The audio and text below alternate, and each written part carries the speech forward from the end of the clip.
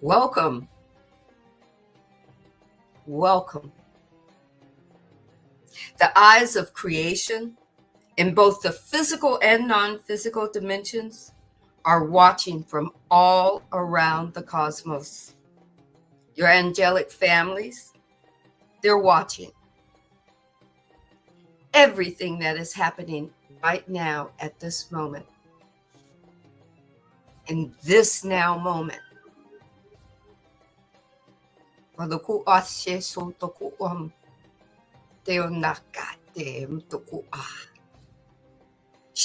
ushi neota imta. Shuluku umja lakia kia notukua. Okwana sheshalaku uchena tae. Maliki mchoshena. It's time for questions and answers. It's time to tap into what resonates with you, for you, created by you, and moving through you. That's all Ra wants for you. It's for you to be most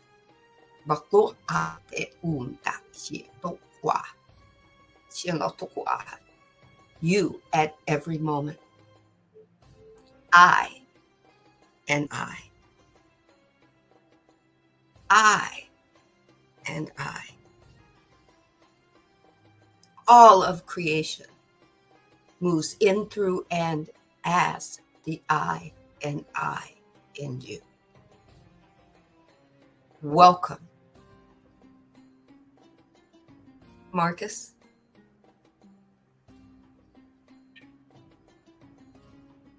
That's me, I guess.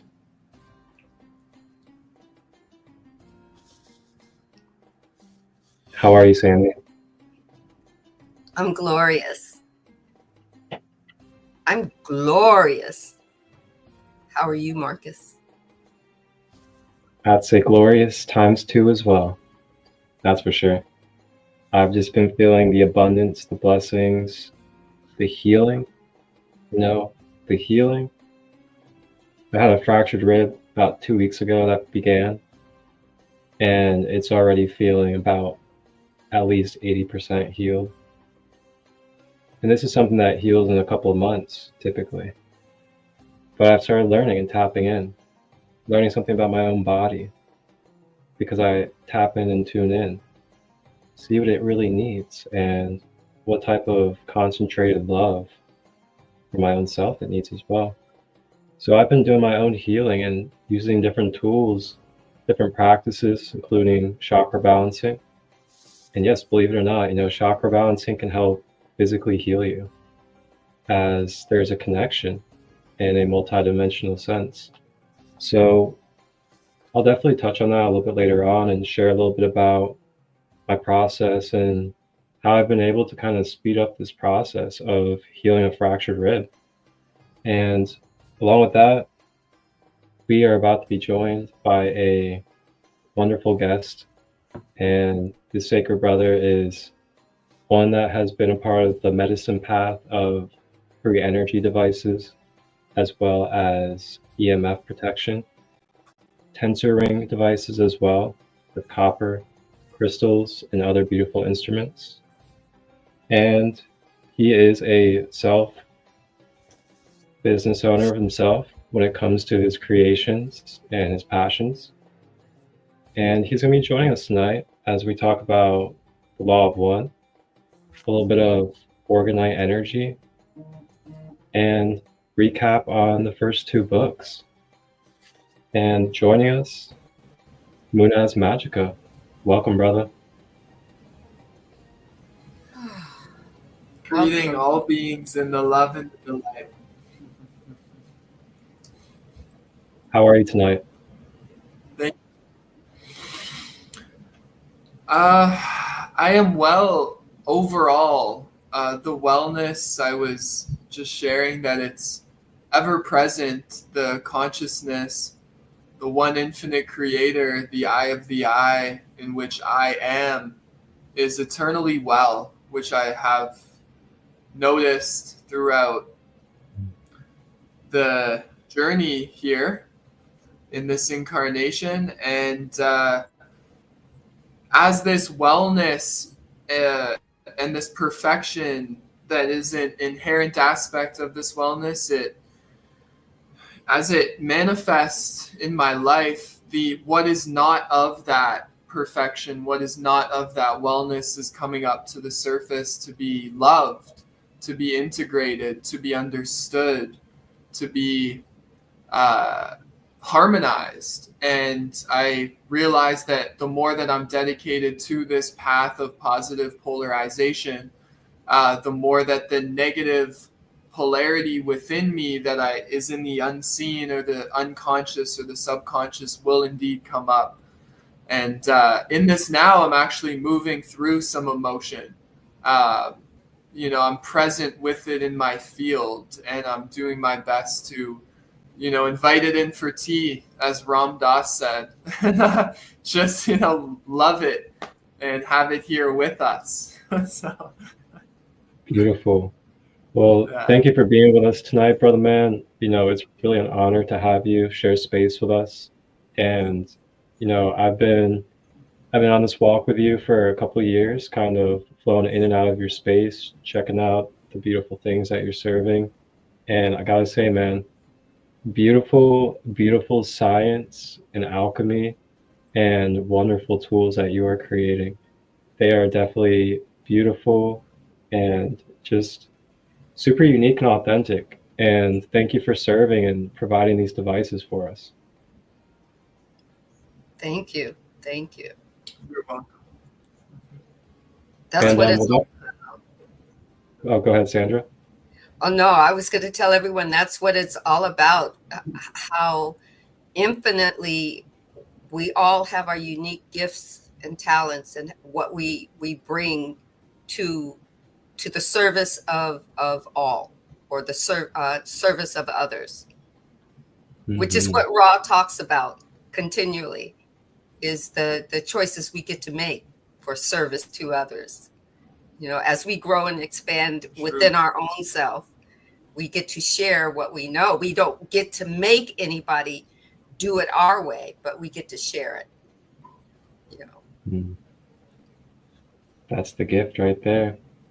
So before we head into the raw material, I'd like to give you the space, brother man, to talk a little bit about what it is that you serve, what you have available for people, and where they can connect with you.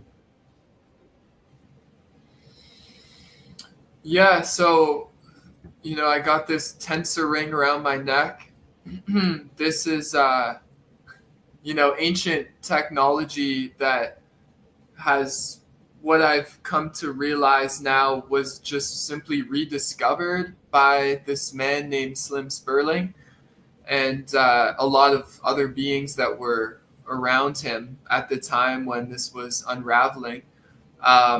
So basically, I went to a holistic school. I tried to find a way to dedicate my life to be of service. And I ended up at this holistic school, and I met this being who gifted me a ring.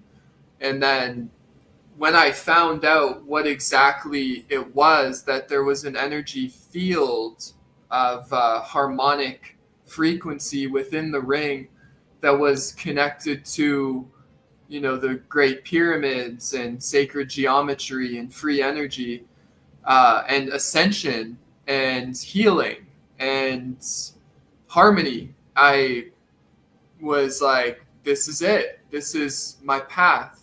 This is the next step I must learn. I came across a brother named Brother Gaia, and he inspired me to get into the creation of the technology. And from there, kind of self-taught with the guidance of beings that had come before. And then I got into the orgone energy as well, which is just another name for the life force, or Wilhelm Reich called it the orgone, right? The cosmic energy, which is simply another name for the chi, the prana, the shakti. The scientists would call them torsion fields. Tesla called them longitudinal waves. all these different names for the one infinite creator. And I also believe that this energy that is within this ring is the God energy. It's the source energy. It's the field. It's the scalar, where the polarities merge with each other and create the non-polar or the non-dual life force. So that's a simple description. And the way you can find me is Muna's Magica is on Instagram. I have a YouTube with many tutorials of how to create this technology. The website munasmagica.com has the ebook where you can, get a walkthrough of basically everything you need to know to become a creator of this technology as well. And lastly, Munas means silence in Sanskrit, and that the highest truth is silence. And Magica obviously speaks for itself, being the magic of the creation, the magical presence of the pure, innocent self that we all are as we dissolve this illusion of separation. Easier said than done. But and this new earth now, the place in which we are headed, which is also here now. It is the arising consciousness on earth. And so you can find me there. You can find me here.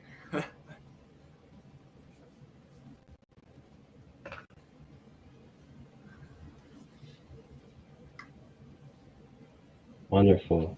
Thank you, brother man. Thank you again for your service and the dedication and passion that you put in. Because one thing about what you do is you're using your hands, and you are twisting, putting a lot of tedious energy and time into very, very passionate channeled energy and tools. So thank you for that work, man, because it is a little bit of concentration, that's for sure. Yes, indeed. Service to others is service to self. That's right. It's With that being said, positive polarity. It's our higher beings getting to choose the positive or negative polarity. No right or wrong to it. Those are just labels that we as human beings put on it. But everyone has that gift. Everyone has that talent or spiritual, if you want to call it spiritual talent within them to move that energy of that gifting energy. So what we do here, guys, what Marcus does, what I do, what Munas does, is not something so spectacular and over the top that you can't do it. You are born with this gift.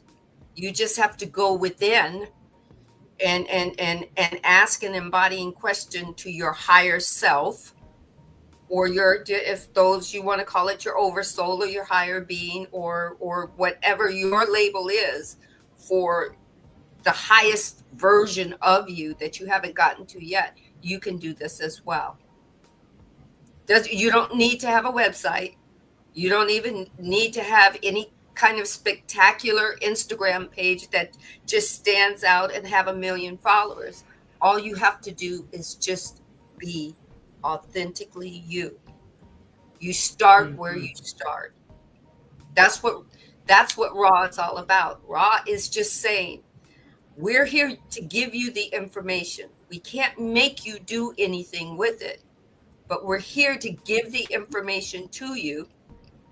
If you want to call it a head start, or call it a jump, call it what you must, but do what you will with it. And there's the key word: will. Free will. That's your opt-in key, and that's your opt-out key. Nobody's key is different. You get the choice. Higher polarity, lower polarity, just smack in the middle of the polarity. It's all your choice. It's all free will choice. What we're here to help Ra explain to you right here and now, you take what resonates and you leave what doesn't. If you come back later to pick it up, what doesn't resonate, because finally you get it, finally you have that aha moment, we're still here to give it. We're not here to say, I told you so. That's not what Ra's about. Ra came here, walked the earth with mankind, humankind, not just man of mankind, but humankind. And when Ra said, you're not ready, they left the physical earth, but they did not leave the surrounding. They stayed. They pulled up what we might call their universal RV, and they said, we're here and we're going to monitor it till they're ready for us again. Mm-hmm. We're going to stick around and we're going to listen. And then when we, Earth consciousness and humanity, was ready to vibrate again and listen, Ra said, all right, let's speak. And out of that came 5 books. 5, not just 1. 5. From at least these are authors. There's others that Ra came to and expounded information on. Go find them. Go seek them. They're there. Are you ready to ask a question? Are you ready to find out how book 1 and book 2 kind of merge together and expand not just the inquiry, but the answer and how it might apply to you? Are you ready? I know I am. Are you ready, Marcus? Back to you. I am definitely ready. So, I'm not gonna hold this back any longer. I'm gonna allow you to flow with book 1 and 2 and see what we got for us. Okay. So we all know book 1 says Ra is a 6th density memory complex. They vibrate from what we call Venus.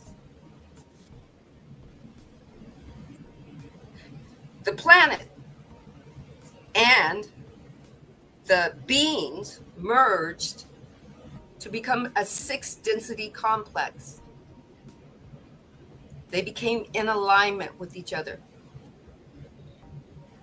for a calling, right? They represent an evolutionary cycle of what we could do, what we could be. And Ra says, we're here. We're here to share how we got there. We're here to share the now moment that's already happened, but it's happening again for you. So when we started in book 1, the divine, Ra, wants me to read this again. Book 1. We talked about Hatnon. It says, according to an entity called Hatonn, Hatonn, who has spoken in our group and several others for many years. The purpose in being here, at least for some UFOs or some aliens, whatever we choose to call the label, there is no word for UFO or aliens. So they use our words. That have seen our skies at this time is much like the purpose that we might have in sending aid to a disaster-stricken or extremely impoverished company. It is the desire to be of service. This is why they are here. They answer the call. Whether it's Hatnan or Ra or Bashir, they answer the call. Earth consciousness made a call, and they've been answering for what we consider centuries and millennia. There's no time limit on theirs because they don't know it by time limit, but they'll give it to you as best how we break it down and what time is.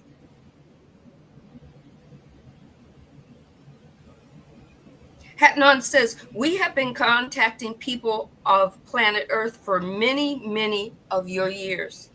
We have been contacting at intervals of thousands of years those who sought our aid. It is time for many of the people of this planet to be contacted, and for many now have the understanding and the desire to seek something outside the physical illusion that has for many years involved the thinking of those of this planet. Ra wants you to know that before Ra, there was Hatnan. Before Hatnan, there was more. The process we are stimulating is one which is self-generating. As more and more of those who desire our contact receive it and pass it on to others, then those who receive this pass on information will then themselves be able to reach a state of thinking and understanding sufficiently in tune, shall I say, with our vibrations in order to receive our contact. We asked, they came. We called, they came. We asked, they answered. Whether we believe it or not, they gave us an answer. Back to you, Marcus.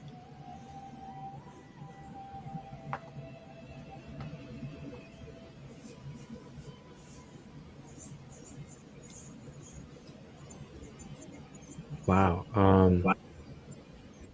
You know,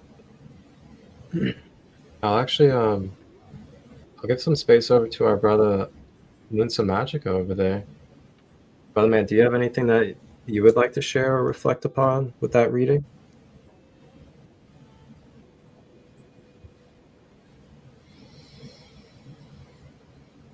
Yeah, well, first of all, I know that Ra is aware of this call right now. And it feels good to know that benevolent beings are watching over us right now, because we are doing our best to share this information with the collective consciousness. And yeah, Ra says, in book 1 as well, that to serve one is to serve all. And so as long as we do our best to get this message out, it's not about the quantity of people that hear it, but it's the simple. It's just putting it out there. As well. Like I'm clueless too. I don't know anything, and in that state, I'm receptive to this higher mind where I can follow my heart's guidance and know what feels true and then act from that place. And also another thing that came was calling, that the moment that we put out that call, we are heard. And that, whether it's directed to a group of beings or it's directed to simply the source, and whatever you want to call that, whatever name you resonate with, that benevolent loving intelligence is listening and wants to be called upon, and is almost waiting for these beings of earth to call upon. And sometimes it takes an act of crisis or something that, deep suffering when people finally make that call. But I feel blessed, eternally blessed, to know that there are beings like Ra in this universe that love us in ways that we could not even fathom in this sort of limited construct that we have access to, in this vibration. And knowing that we're seen right now and we're being watched, and also the harvest. The harvest is now. And each thought, each feeling, each fraction of a second is extremely important, to where each being, each one of us has a choice each moment of where we're polarizing to. And I just wanted to extend my gratitude to the ones that answer our calls.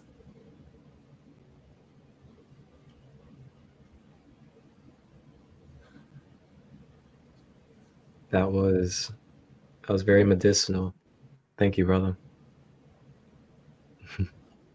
Wow. Beautiful space tonight. I'm so grateful for both of you, and grateful for Ra, grateful for the mother, father, all that is. Ah, man. With that being said, I'll go ahead and hand it back over to you, Sandee, if you would like to continue to explore with Ra over there. Yes. Maloko oceanari ese sono toko wa. They said, we are attempting to communicate in such a way that the seeking of the individual will be stimulated to turning his or her thinking inward to the single source of love and understanding. Take the comma, take the pause, the Creator. That is part of us all, not outside of us, but the Creator that is part of us all. Part of everything that exists. For everything that exists, my friends, is the Creator.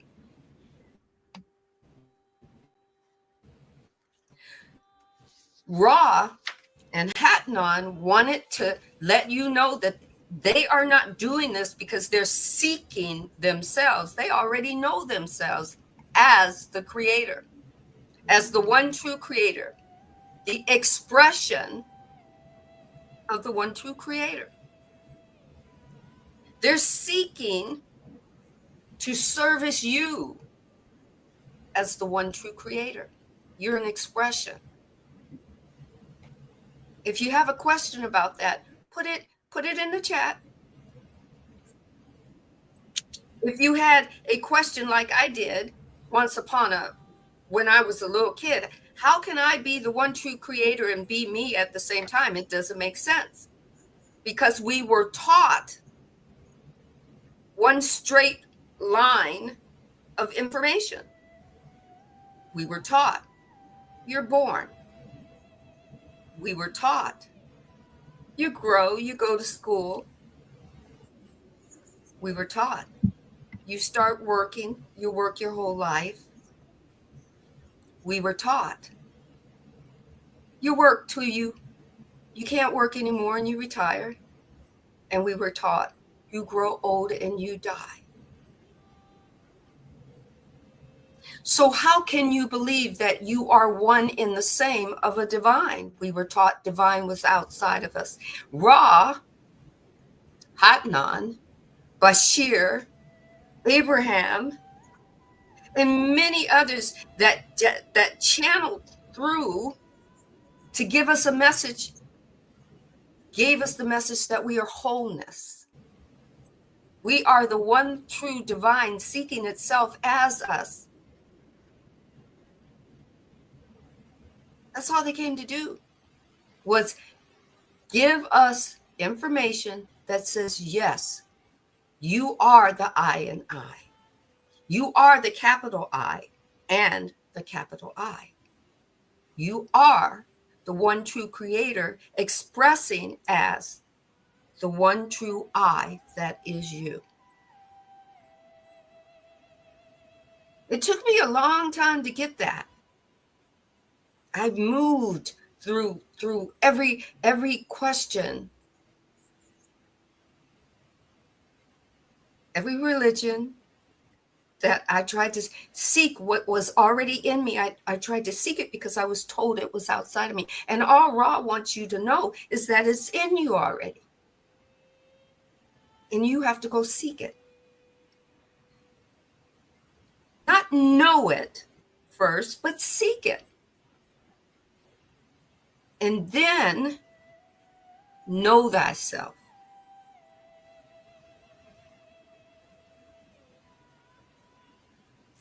And that's the journey. That's the journey. That's the expression of the journey.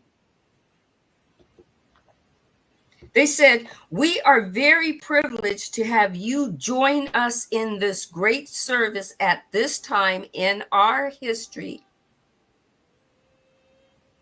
Not just in our history, on our planet. We're one. They are one with us. That's what Divine just told me right now. When we read it before, it said, at this time in the history of your planet, Divine said, they said in our history, they are with us. They're not separate from us. Whoa.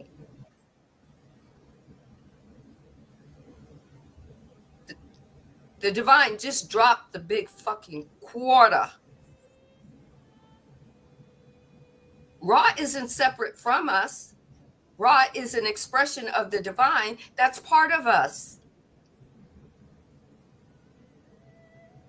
Hatnan isn't separate from us. Hatnan is part of us. We are part of them.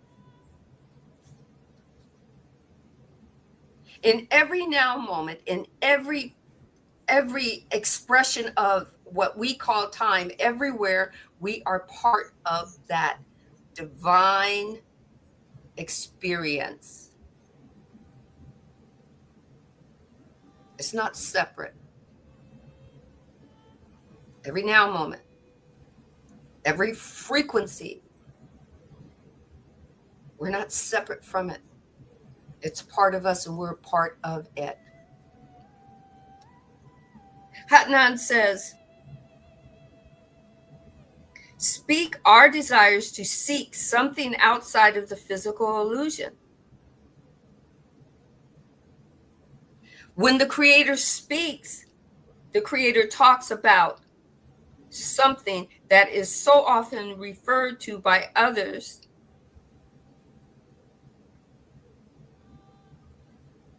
self. It's seeking itself everywhere in the cosmos. And guess what? You're the cosmos.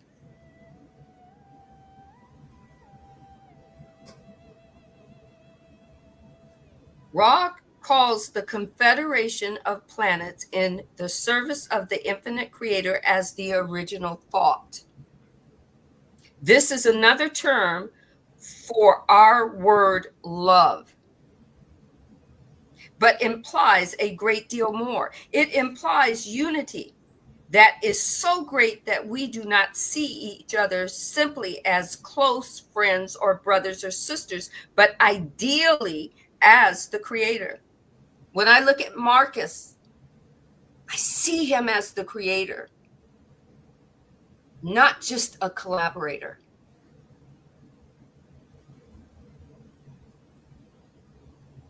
That's right. Take that picture in. When you look in the mirror, see yourself and know you are the creator, seeking itself through, in, and as you. And as we see each other and ourselves as the creator, we see one being. We see the wholeness of the divine when we look at each other. The concept is at the very heart of telepathy, and Hatnon talks about the concept and the original thought in general.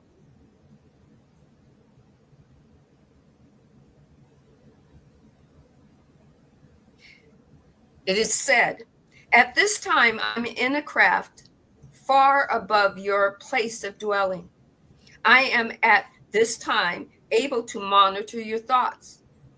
This, my friend, might seem to some of your people as infringement, but I can assure you that it is not. Our capabilities of knowing the thinking of the peoples of this planet Earth are not designed in any way to infringe upon either your thinking or their activities. We do not consider the knowledge of the thought of others to be infringement, for we see these thoughts as our own. We see thoughts as the thoughts of the Creator.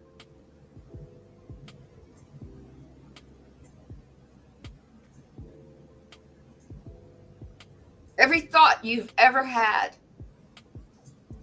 can't be hidden from the Creator because you are the Creator.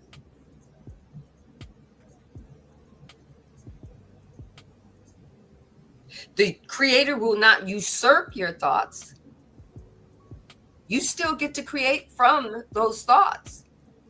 The Creator won't stop you from creating from a negative polarity. That's your choice. The Creator will say, interesting choice. The Creator is seeking itself as you, through your thoughts, through your choices, through how you see things right or wrong, because right or wrong is just a compass that moves you along to the next part of the story. You are the Creator seeking itself. You are the expression. Back to you, Marcus.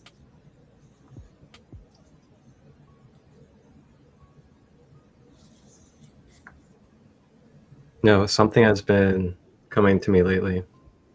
And it actually came to me yesterday. And it was just like the guides or my higher self. And I just heard intuitively just echo through my head. And it was like, you know, Marcus, you can either keep on trying to dream the dream, or you can embody the dream. Oh, man. When I heard that echo through my head, I stopped for a moment. I was like, wait a minute. I don't have to always fantasize. I don't always have to think that something is always a dream or just something that is so somewhere to reach.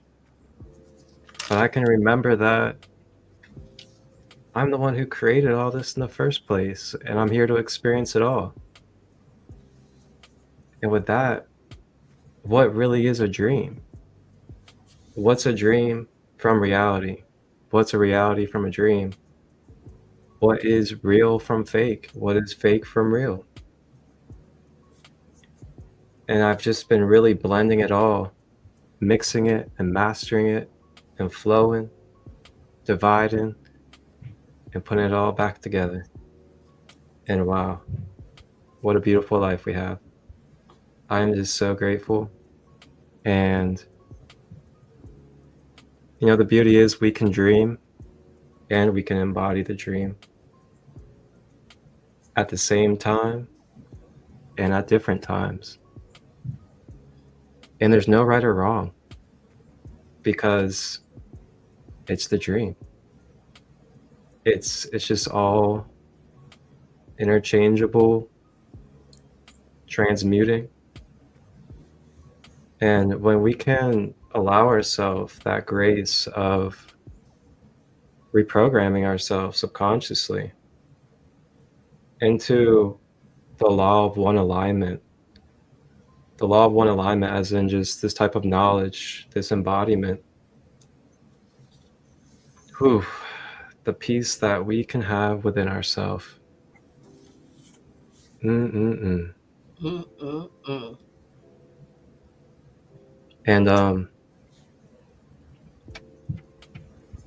I gotta say, those of you out there, check out the chakras if you haven't, or if you have, maybe relook the chakras. Chakras have just been coming up for me lately, and I've just been hearing and feeling that there may be just a little bit of clearing in the chakras, and that clearing can help us really ground and anchor in these transmissions that we're receiving and these shadows that are starting to come up to the surface as well. And just remember as well that we're all in this together. Nobody's at a destination, even if they're a podcast host or a creator of any type of business or anything like that. We're all in this together. We all have shadows. We all have lessons. And we are all here to be love. Back to you. Munas. Uh-oh.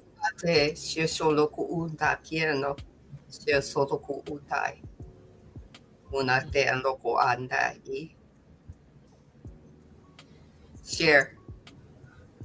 I would simply like to put myself in a place of repentance and humility, because I find that when I'm genuinely humbled by the illusions, my own distortions, my own illusions that arise that I take to be reality, a lot of the times I realize that that's actually simply not real. It can never be what I think can, and it's like it can never be the real, but it comes from the real. It comes from the one infinite creator. So it is real. So it's this process of like seeing that, this illusion of a thought is also what creates reality.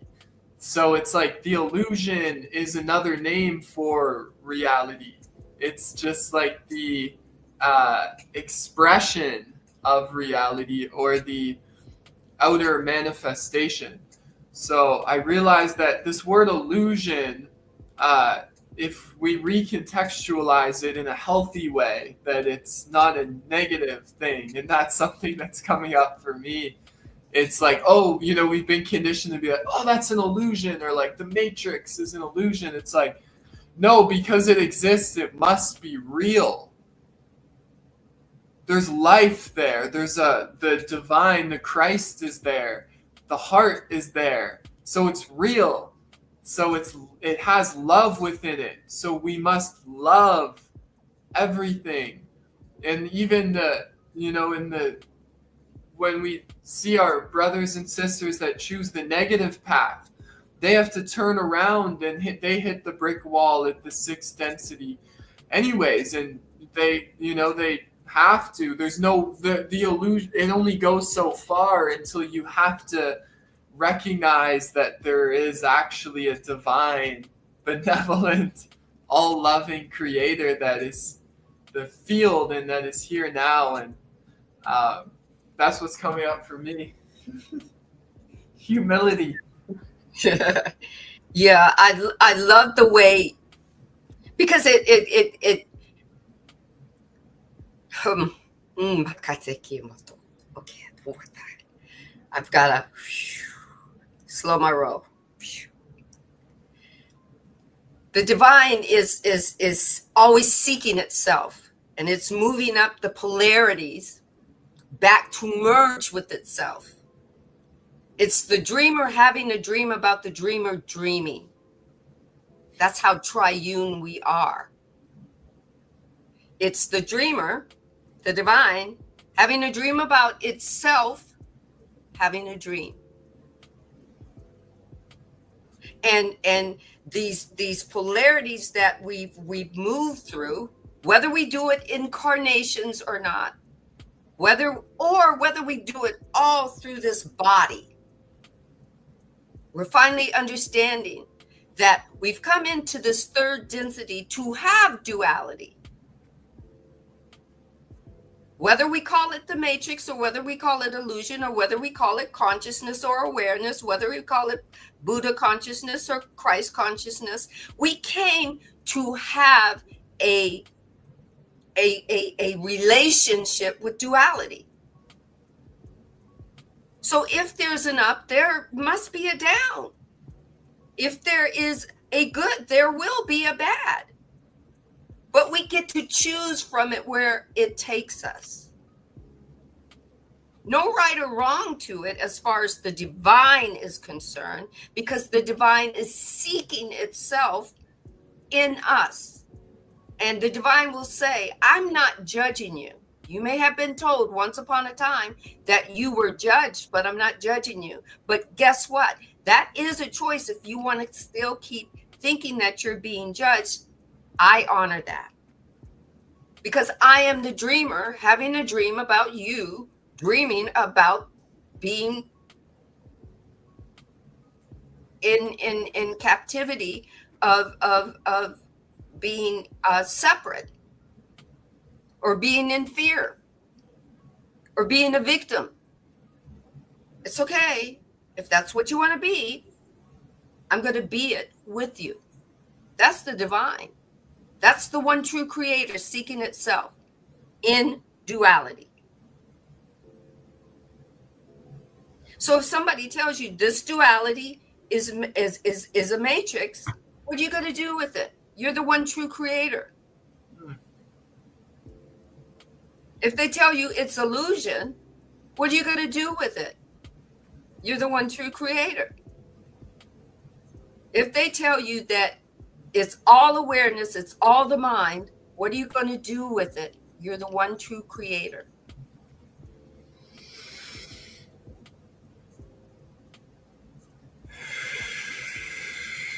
You've been told that you were on a planet that's in the middle of all these stars and in the middle of being alone. You're the only planet that houses beings like ourselves, and you're alone. It must be that we're the one true thing that the creator has created. We must be benevolent, and everything was created for us. And guess what? If it was created for us, we must be able to destroy it. But the divine says the story, Earth consciousness, can't be destroyed. Go read the book, The Divine Design. The moment I read that book, I'm going to tell you, it gave me a whole new outlook on the one true creator's expressions. That it isn't only about human beings, it's about every being, everywhere, all at once, and not at all. The divine seeking itself everywhere in its creation. Take what resonates, leave what doesn't. What works for me doesn't have to work for you. You don't have to walk in my shoes. I've already walked in those shoes. Matter of fact, don't even try to fit there. Take what resonates for you and then fit where you want to fit. That's the essence of the one true creator being you.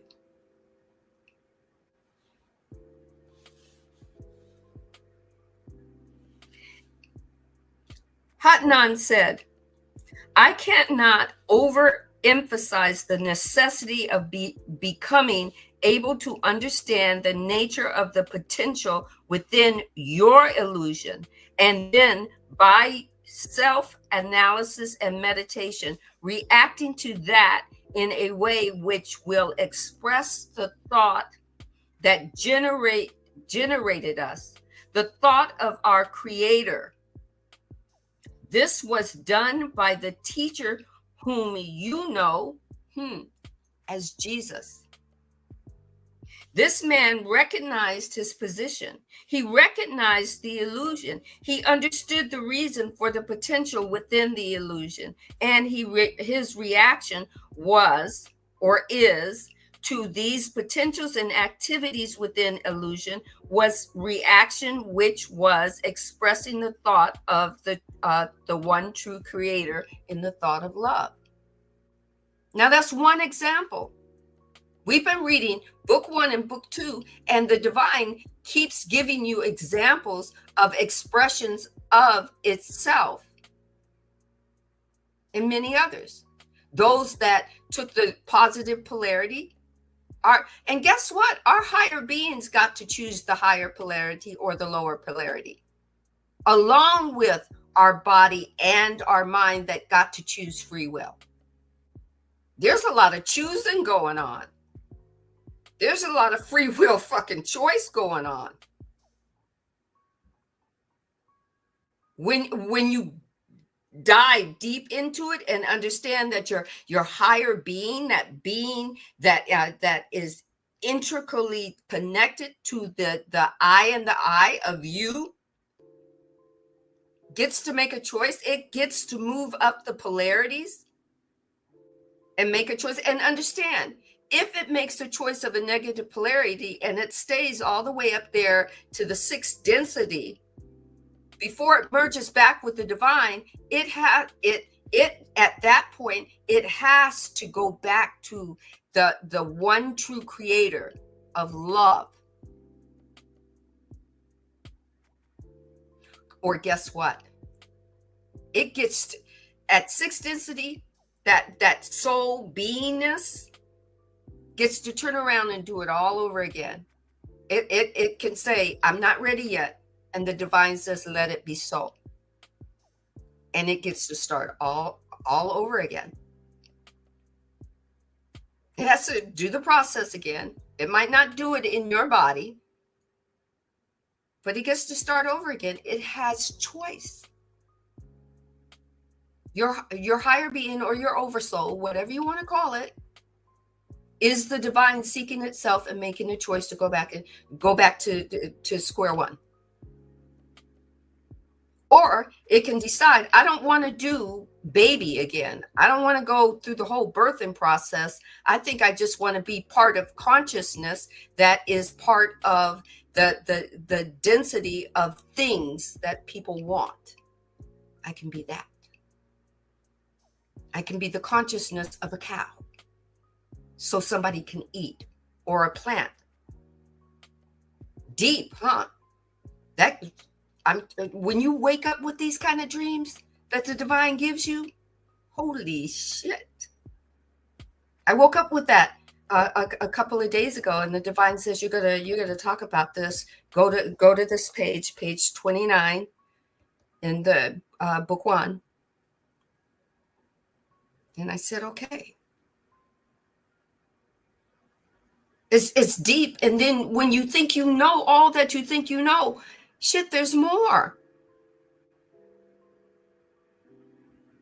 I've read book 1. Besides this time, I've read book 1, and there's still shit that's being thrown at me, saying, "Oh, it means this." Well, no, I thought it meant this. No, it means this too.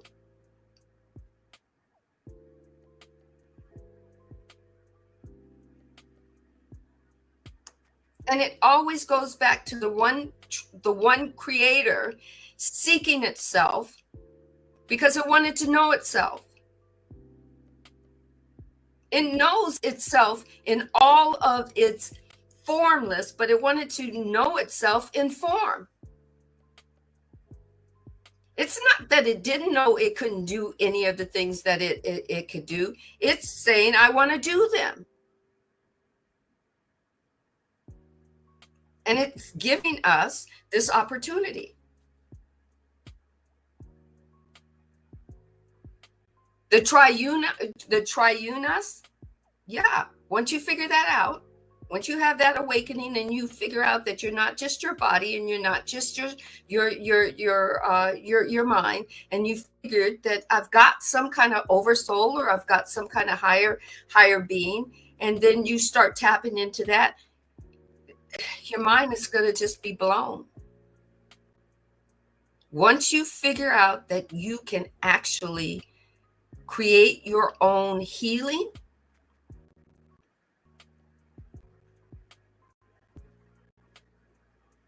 that you can speak to any, you don't have to fear anything. You don't have to fear mankind's medicine. You can take mankind's medicine and take the pill and speak what heals you from the pill, and then tell the rest of it, I don't want you.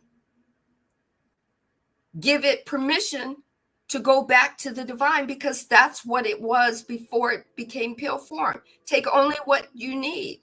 I take blood pressure medicine for right now until I get it in check and find out what holistically works for me to lower my blood pressure. But right now I take that pill, and before I put it in my body, I give thanks for it, and I tell it that which is going to lower my blood pressure only is welcome in my body. Everything else that is not for my highest and greatest good, you have permission to leave my body and go back to the divine, where the energy was created. It was energy before it was a pill. Can you imagine finding out that you have that much power in you? And that pill has to say, your wish is my command. I'm doing it. Can you imagine? That's an alchemist. That's the one true creator being part of you. That's what Hatanan was talking about. That's the one true creator.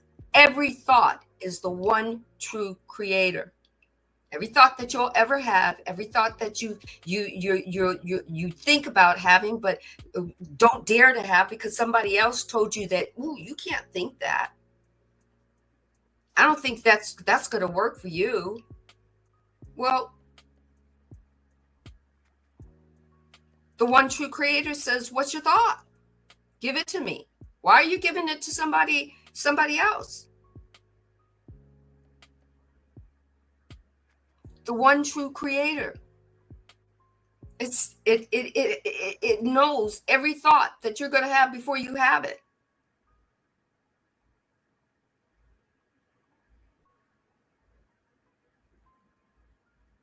Infinite thoughts.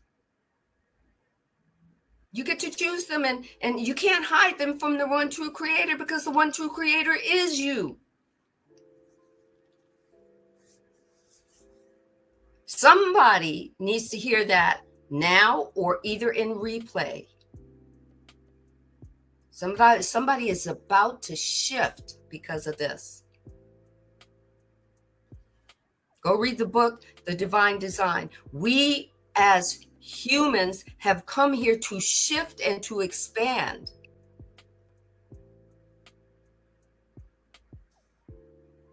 To shift and expand. To shift and expand.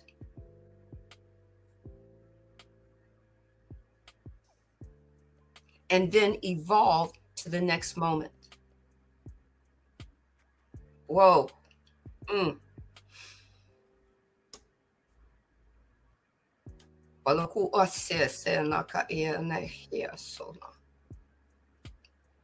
Back to you, Marcus.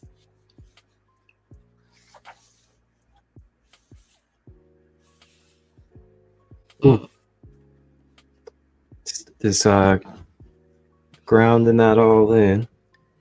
And, there's something that came to me from the Kabbalion, good old Kabbalion, Hermetic philosophy.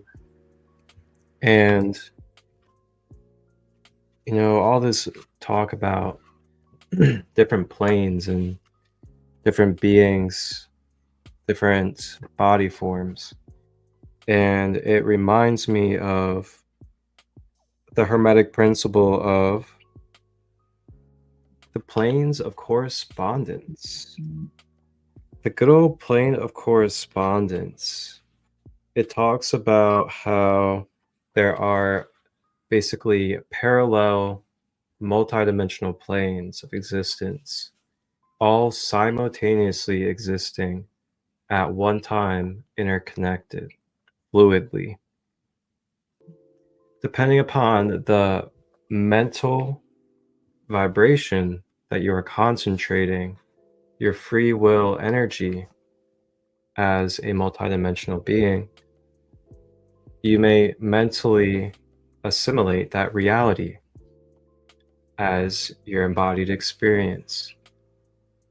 Now, depending upon what type of material form you're in, if you're in a material form, there are specific principles and bounds that you're connected to with that form. But when we talk about the planes of correspondence, the plane of correspondence is speaking upon how in different dimensional realms, if you want to call it that, and these are all subtle, nothing's ever finite, they're all subtle and they blend. But in these dimensional realms, there's different body forms to be able to mentally exist in and experience through. So in the plane of correspondence, it talks about many different broken down subsections within that. And those broken down subsections go into different categories, such as the mental plane of the elemental mind, the mental plane of the human mind, the plane of animal mind, the plane of mineral mind. And there's more beyond that as well that you can find in the Kabbalion text. So what this is breaking down is that in these, what you can call quantum field or Akasha dimension, which is also known as the fourth dimension, is where the matrix is basically stored. In this matrix is the light programs, it's the light codes. And these codes are what assimilate the higher light into a form to experience, into the fourth and then into the third. The fourth can be related to our light body or our energy body. And then that light body, energy body assimilates into our material body. So with that being said, it also talks about how, depending upon the bodily form that you're experiencing through, there are different roles, there are different positions, so to say, that you take a part in, you go on missions for, or you embody. So in this realm, we have a third dimensional body, we have the human body, there's animal bodies that are third dimensional as well, and some other bodies. And when we're interacting with these different bodies, such as, say, your dog at home, you're interacting with your dog at home due to having all these corresponding mental planes of existence and all being mental. We're exchanging mental vibrations with each other, me and the dog. And as we're exchanging mental vibrations, we're exchanging basically the programming or the different dimensions of that mental realm that our being is governed in. And as we exchange, we then feel and sense through our mental body, and then through our emotional body, and then into our physical body, through the energy body, what it's like to be connected to the energy of a dog. And then that dog feels what it's like to be connected to the energy of the human being. And then it becomes a transmission of energy and an exchange and an alchemy through mentalism. And then it goes through the dimensional layers into your emotional and physical forms. And this is with everything that we exist with, everything that we have any type of corresponding sense of. There's some type of mental dimension that has to do with this form that we are interacting with. And they're all parallel happening at the same time. And the key is, where is our awareness? Our awareness is going to determine what it is that we are in interaction with directly. So that, again, you can find in the Kabbalion, Hermetic philosophy, 7 different principles. And that was just a little bit of a breakdown with the law of correspondence, corresponding multi-dimensional planes all existing at once.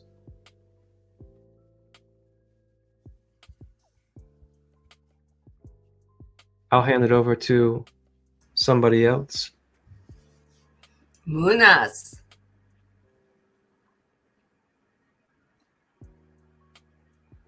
It's in the Amazon cart. I think you're on mute. Oh, hold on. Munas, you're on mute. There we go. I got you.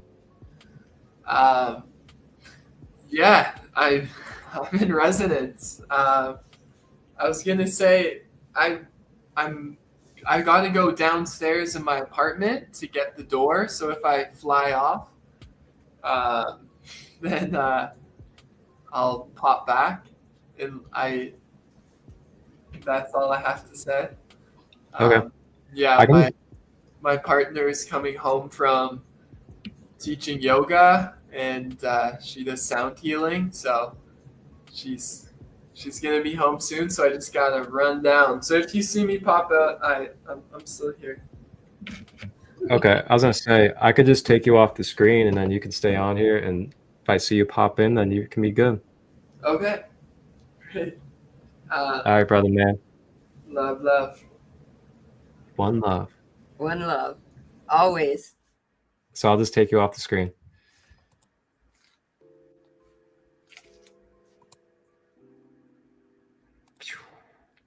Okay. I love this. This is wonderful. So the divine wanted me to share from here. The questioner was saying, is this extremely negative entity still incarnate on Earth? And the divine wanted me to start there because Ra says this is correct. The questioner says, then would I assume that you can name him? So I will ask you where Nikola Tesla got his information. We started there to say, woo, well, wait, I'm missing something. But this is where the divine wanted me to start. So we're going to start here. Ra says, I am Ra. I know one as Nikola received information from the Federation. That's Ra. You may hear it, you know, the Federation. You may hear it, you know, like the divine say these things because these are our terminology, right?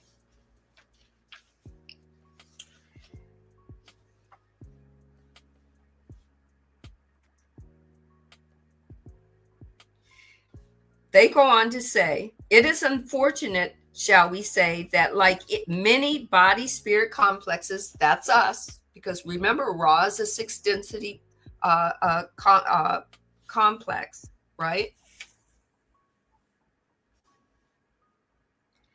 They say it is unfortunate, shall we say, that like many body-spirit complexes, the wanderers, The vibratory distortions of third density illusion cause these wanderers, these vibrationally entities, to become extremely distorted in its perception of how its fellow entities to become extremely distorted in the perception, right?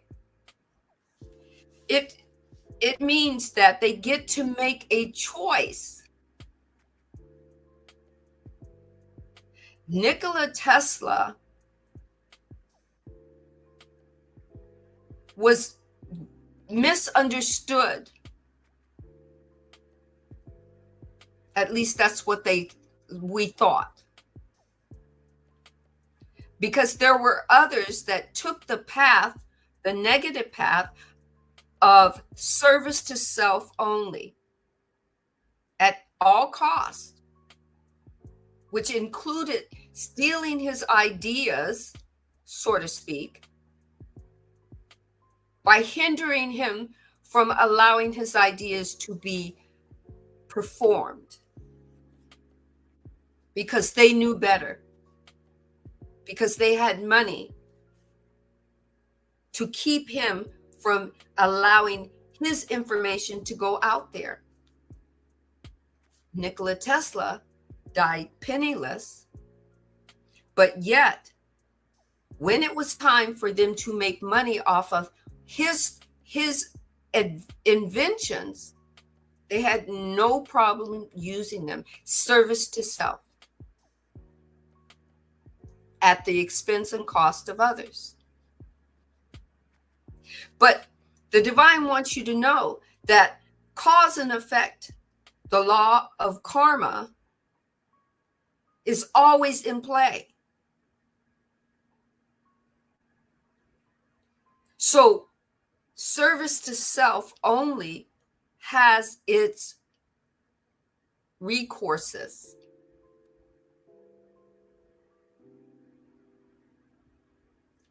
Look at that. I don't care they stole my idea. I care that they don't have any of their own.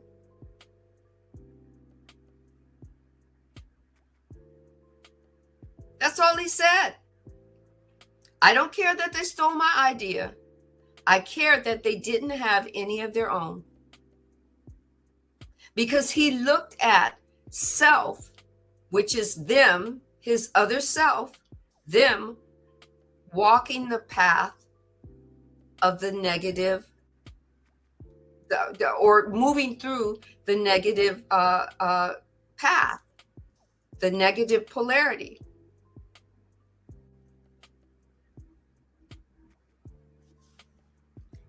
The questioner says, how was Tesla's work supposed to benefit man on Earth, and what was its purpose? Ra says, I am Ra. The most desired purpose of mind-body-spirit complex, Nikola, was the freeing of all planetary entities from darkness. Thus, it attempted to give to the planet the infinite energy of the planetary sphere for use in lightning and power.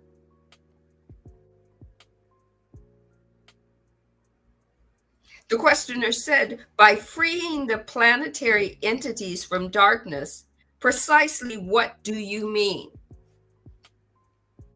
Ra said, I am Ra. Most of the following answers was lost due to tape recorded malfunction. But the core of the response was as follows. We spoke of freeing people from darkness in literal sense. The questioner said, would this freeing from darkness be commensurated with the law of one? Or does this have any real product? Ra says, I am Ra. The product of such a freeing would create two experiences. Firstly, the experience of no need to find the necessary emolument for payment in your money or energy. Tesla wanted to make sure that everybody had this energy and this way of communicating with each other free of charge. That was his idea, that he could provide this information and it would be free.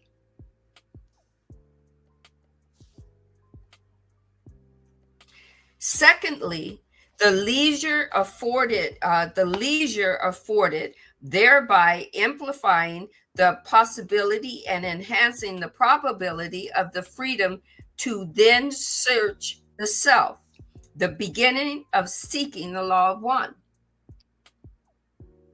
So Tesla wanted to do it for service to others.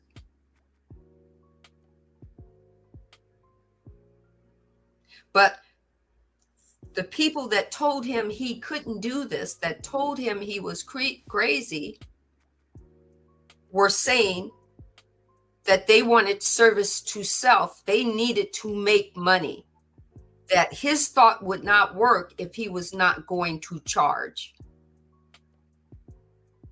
Take what resonates, leave what doesn't. You may not have that history, that his story may not be how you learned it, but Tesla wanted to make sure that the whole world could talk to each other. He saw all of what we're doing now. He envisioned all of what we are doing now at no charge.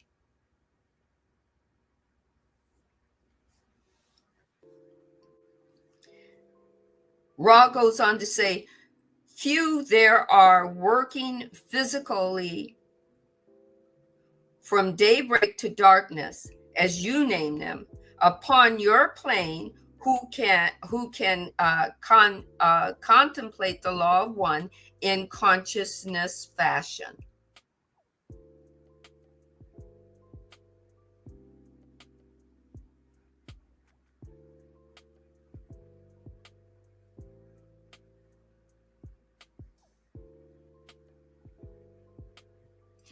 I'm just giving you a moment to think about it.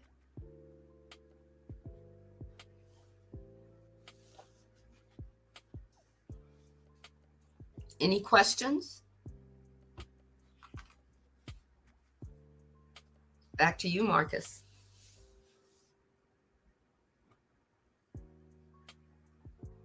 Wow.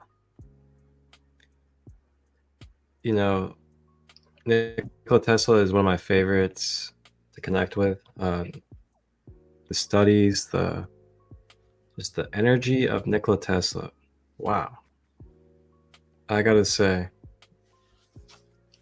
I am just grateful for such a walk of life and the imprint that was left on this planet from this wonderful being. And you know, I've always connected in a similar sense of wanting to serve and create through the purpose of efficiency, for peace, for, you know, freedom of mind, emotion, choice in a more clear and aware way. And I love what he has imprinted for us.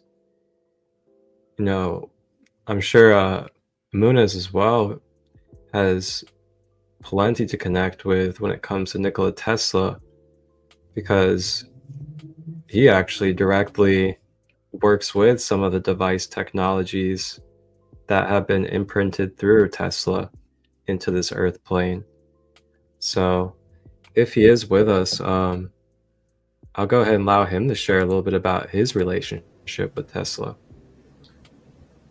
Greetings, family. Good to be back. I got the red light going. Yeah, I wanted to say as well, I give praise and thanks to Nikola Tesla for he came to bring the light, literally. And of course, the quote unquote, I wouldn't even call it power, I would call it more control, as the negative polarity is based in domination, control, enslavement. And yeah, you know, they do their best to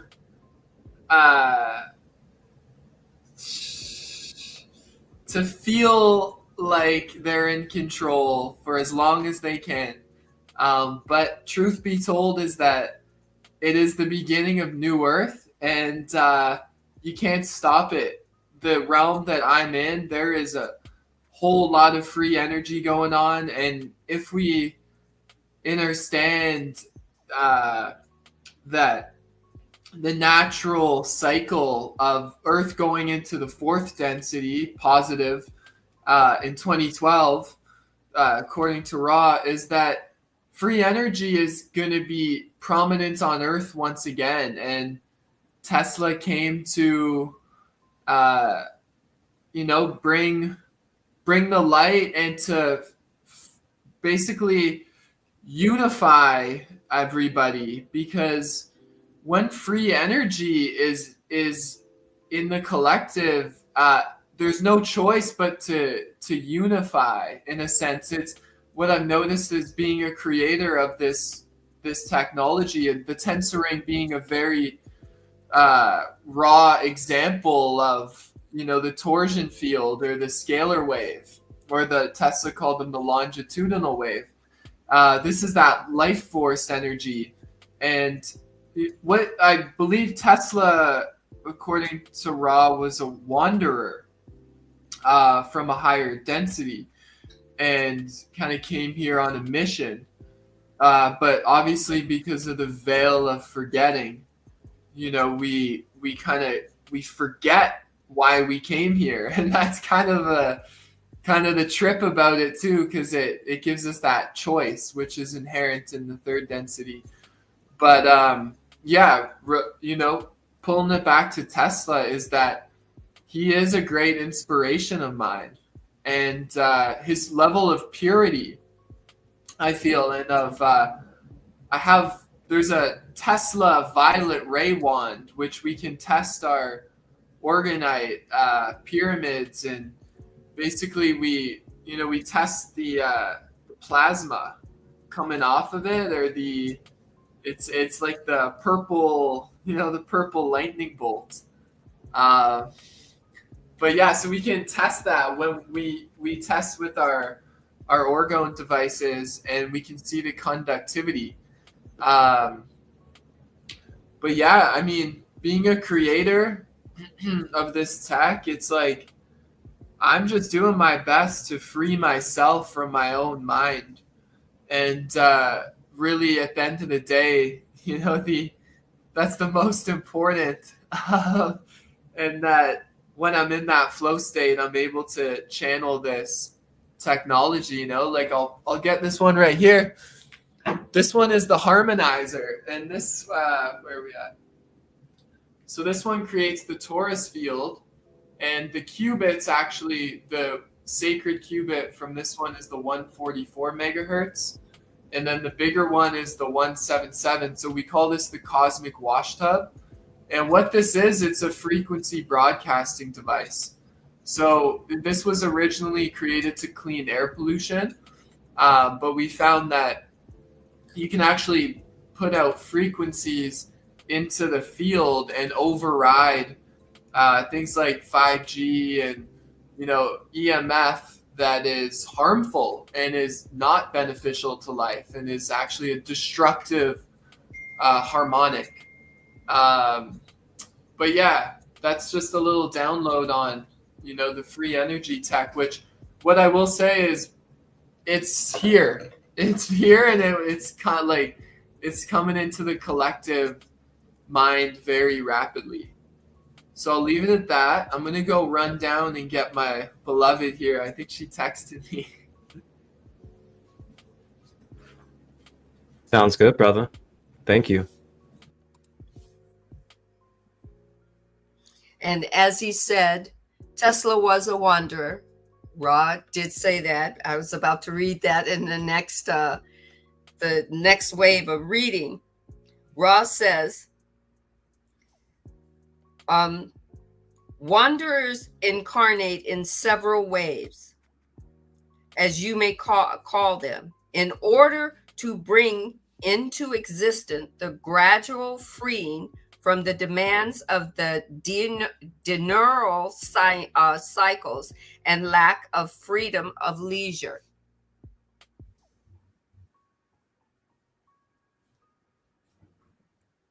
They come in waves, wanderers.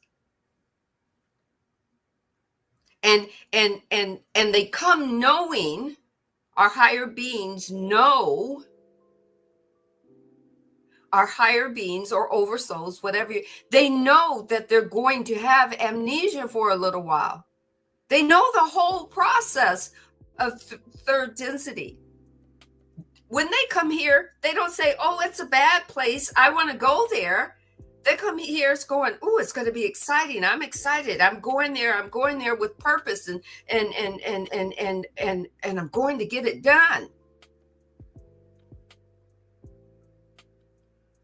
And the body that I chose to do it in, it's going to take me on what a ride.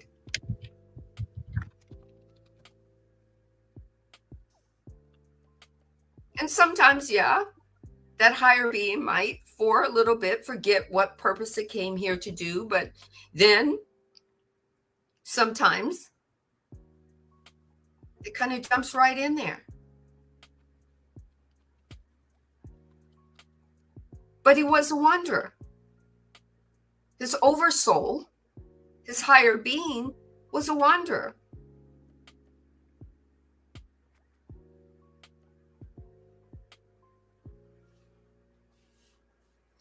The questioner says,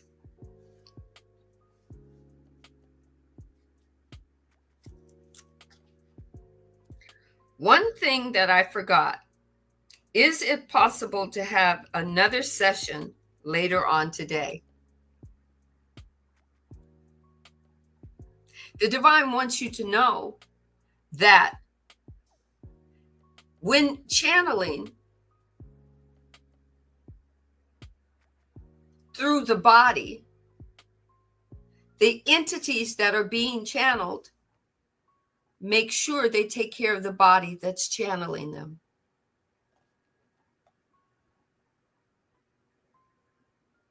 Ra says, it is well. I am Ra. I leave you now in love and light, and in the one infinite creator. Go forth, rejoicing in the power and the peace of the one creator, Adonai.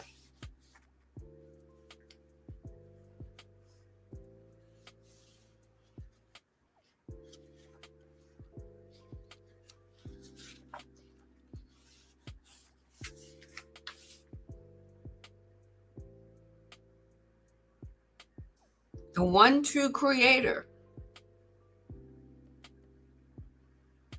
The one true creator took expression in Adolf Hitler.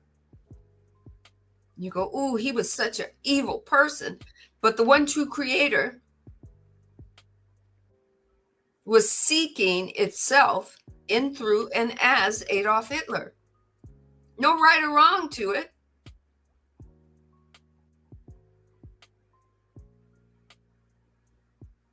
The higher being got to come in seeking something that it wanted to seek.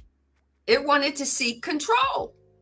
It wanted to feel what it was like to have control, what the vibration of control felt like in the physical.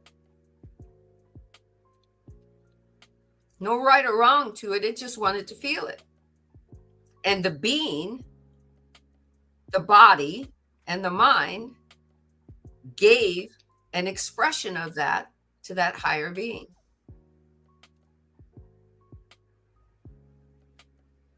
And guess what?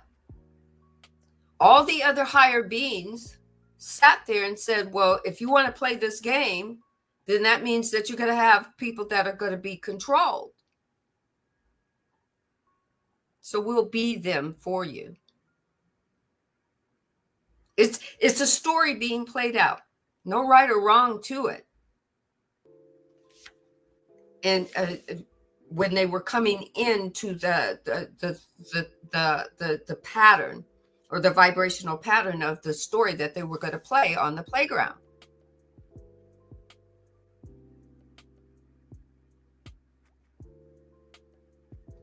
The higher being that was Adolf Hitler did come in the same way it came.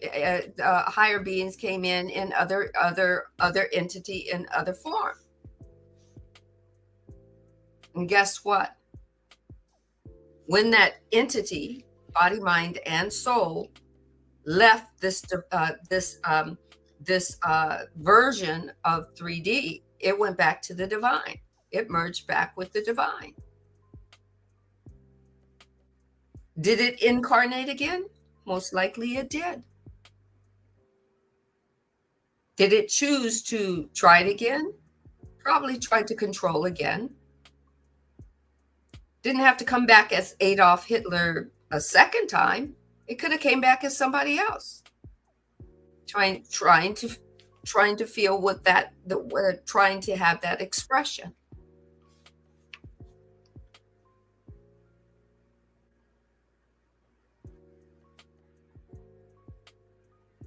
Take what resonates, leave what doesn't. Some will call him evil and think that he's not going to have a place in heaven. It's the divine seeking itself. The divine is going to go back to itself. It's going to merge with itself. But guess what? The divine says you don't have to believe that if you don't want. Why? Because you are an expression of me, and you get to create from your thought pattern of what works for you, for your story, on whatever part of the playground you want to play in. Back to you, Marcus.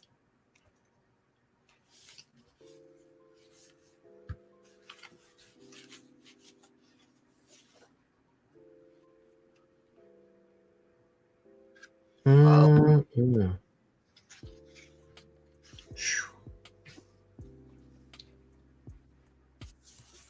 You know,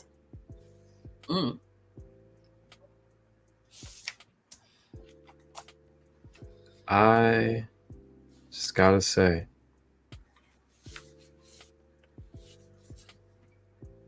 a wonderful quote from Thankh the Atlantean, from the Emerald Tablets. Thee who knows the fire that is within himself shall ascend unto the eternal fire and dwell in its eternal fire.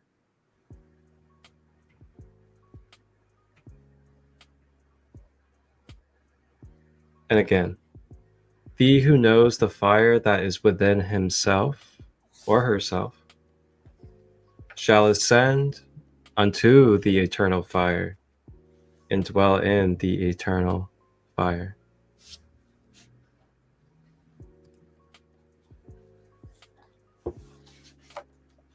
And so it is. Ashe. And you so get the free will choice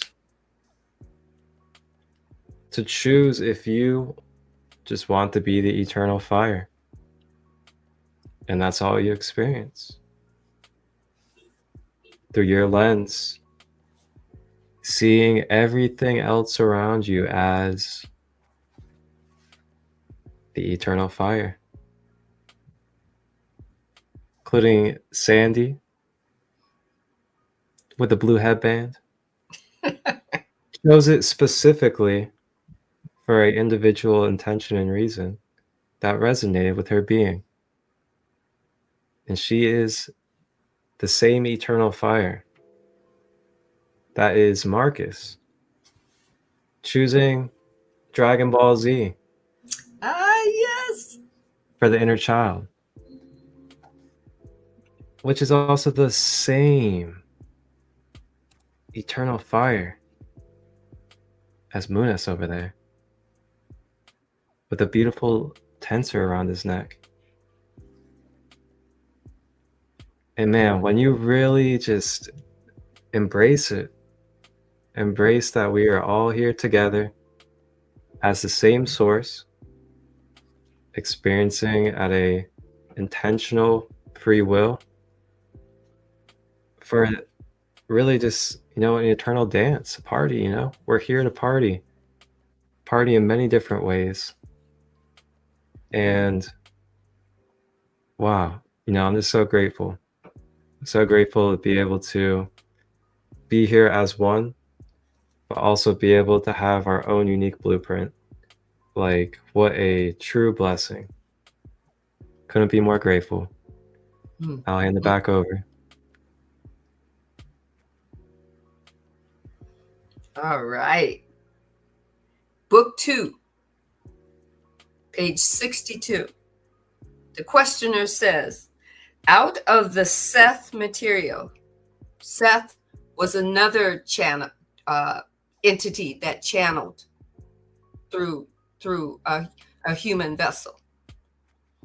Out of the Seth materials, we have a statement in which Seth says that each entity here on earth is part of or aspects of higher self or oversouls, which have many aspects or parts of many dimensions, all of which learn lessons which allow the higher self to progress in the balanced manner.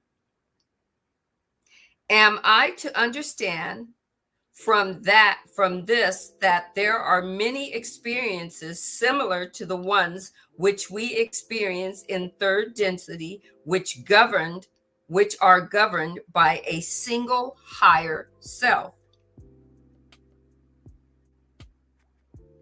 I am Ra.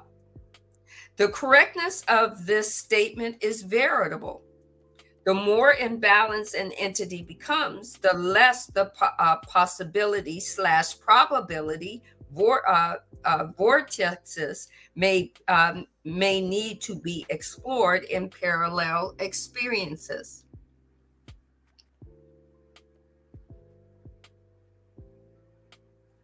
The questioner says, do I understand from this then that the higher self or the oversoul may break down into numerous units if the experience is required to what we would call simultaneously experience different types of catalysts and then oversee these experiences? I am Ra. This is a statement that we cannot say to be correct or incorrect due to the confusion of what you call time.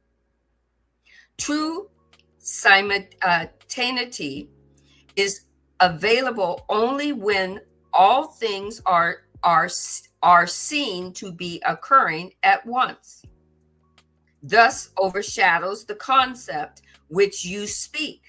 The concept of various parts of being, living experiences of varying natures simultaneously is not precisely accurate due to your understanding that this would indicate that this is occurring with true simultaneity and is not the case.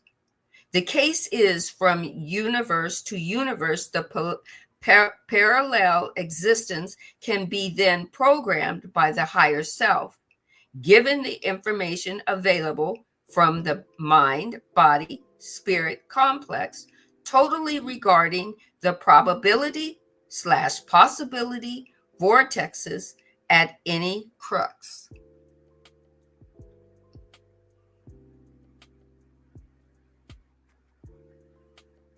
Wow.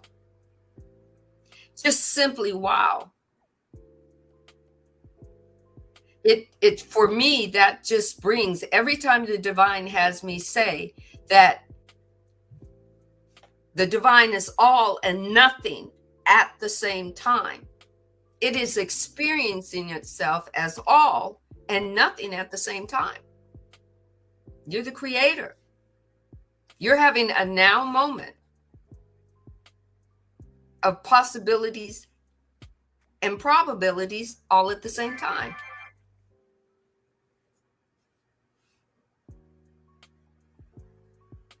Right? All at the same time. Now, that's what I got from that. That's what came to me. Munas, Marcus, you want to take it from there? Yeah. You have, I know you have something to add to it. The divine just said you did. Woo. Yeah. Wow. I'll let Munas go ahead and share if you like.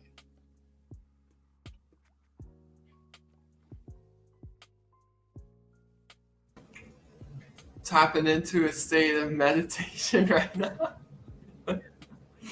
This is great. I didn't know what I was in for, but this is this is the place to be. Absolutely, brother. I'm glad you're here. Yeah, being nothing, right? And everything simultaneously. What does Ra say? One of the first quotes that Ra ever spoke to us.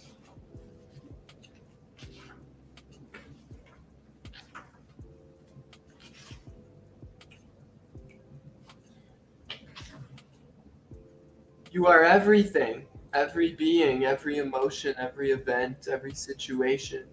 You are unity, you are infinity, you are love, light, light, love. You are. This is the law of one. So what is it that tells us that we're not that? I think that's important to get, is that I don't know about you.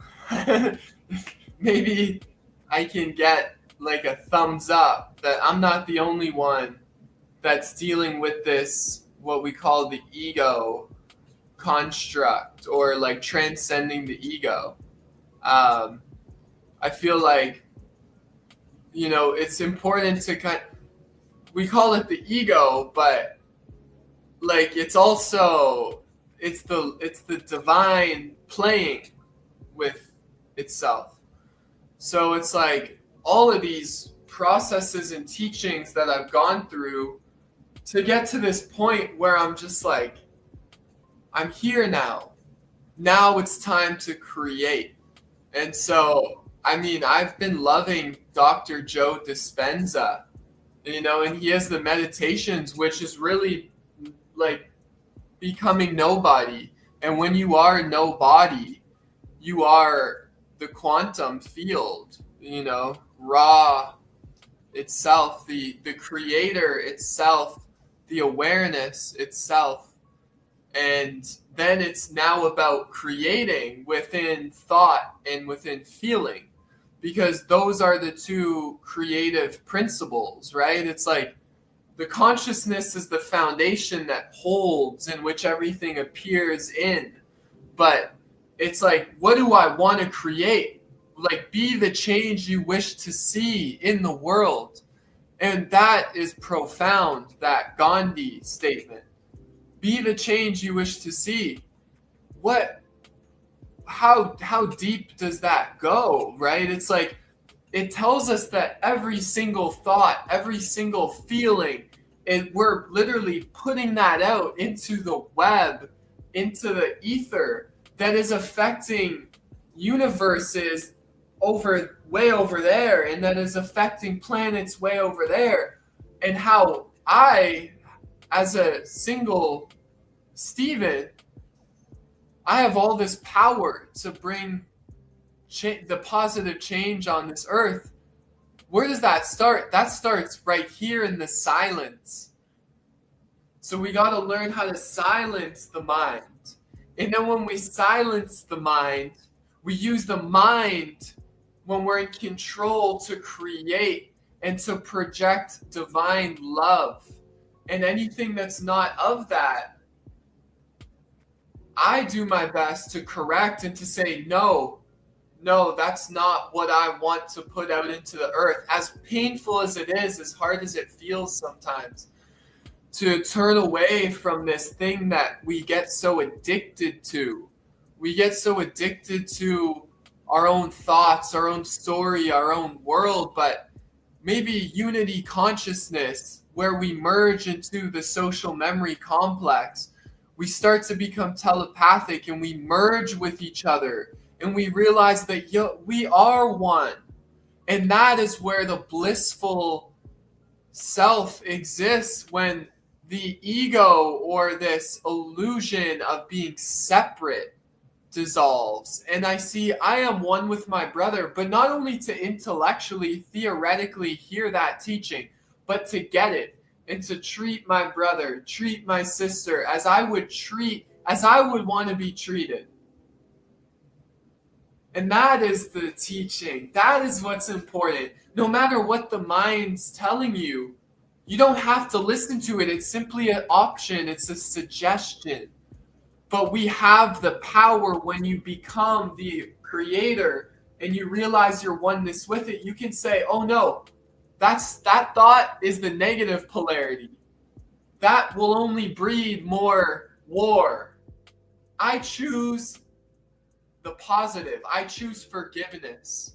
I choose acceptance. I choose to surrender to the divine will. And that is how using our free will is going to free us to merge with the divine will, which will ascend us up the frequencies into the fourth density and where New Earth is now. I have to go downstairs. I'll be back.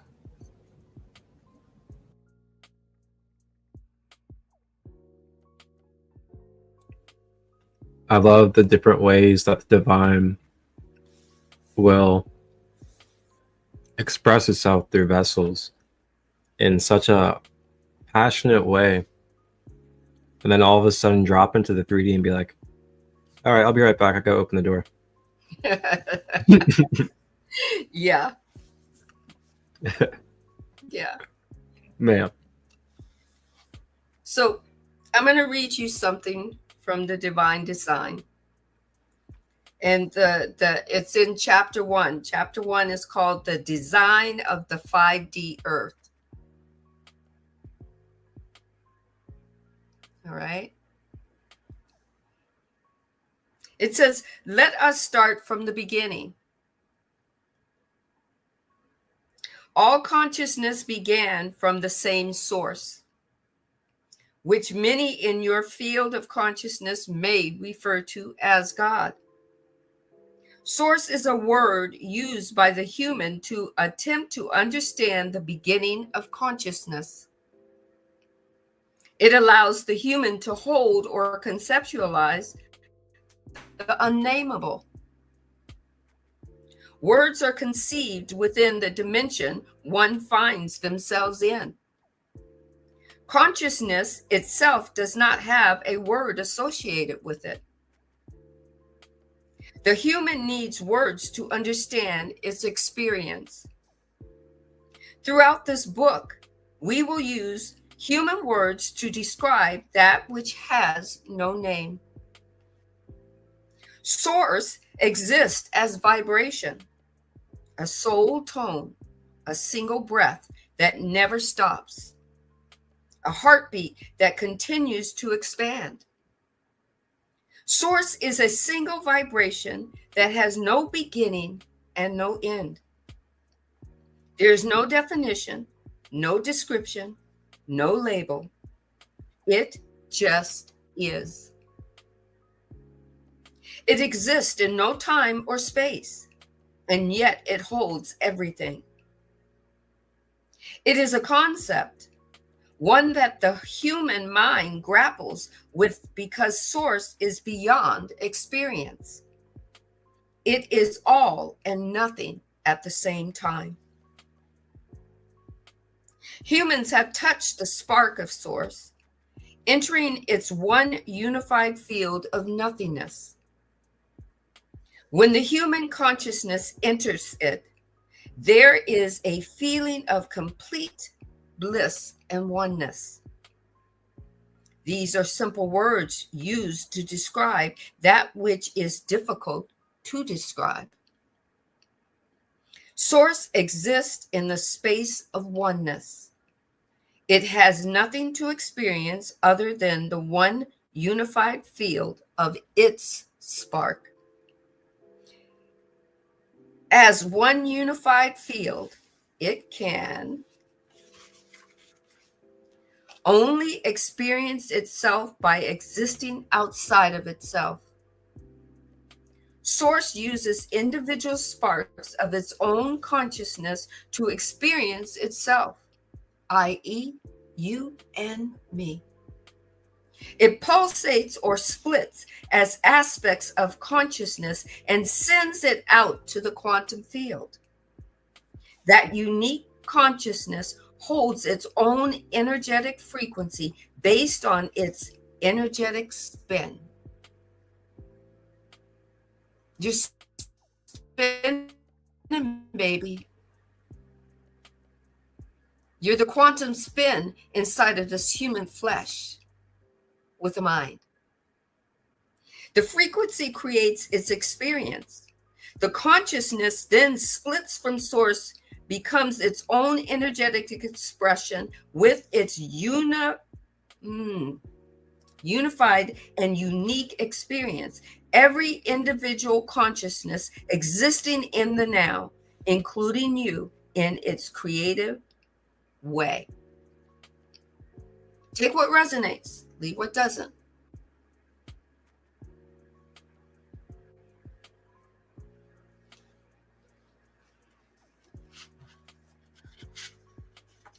Exactly. I am in the Father and the Father is in me. I'm going to tell you, I grew up with that my mother would quote that to me. My mother, who was a divine spiritual source of wholeness for me, that allowed me to learn these things so that I could take it to the next level. That the Father is the Son and the Son is the Father. That the Father is the daughter and the daughter is the Father. That the mother is the daughter and the daughter is the mother. We are one. We are the same. We are unique. We are the quantum that the divine is moving through. This is what Ra is saying. The one true creator. We come in the name of the one true creator, but we are the one true creator.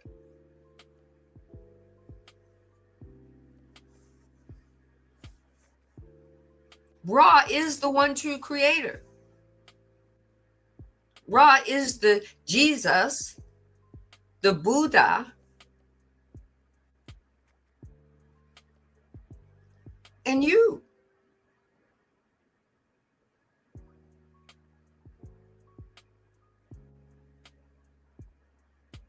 Take what resonates, leave what doesn't.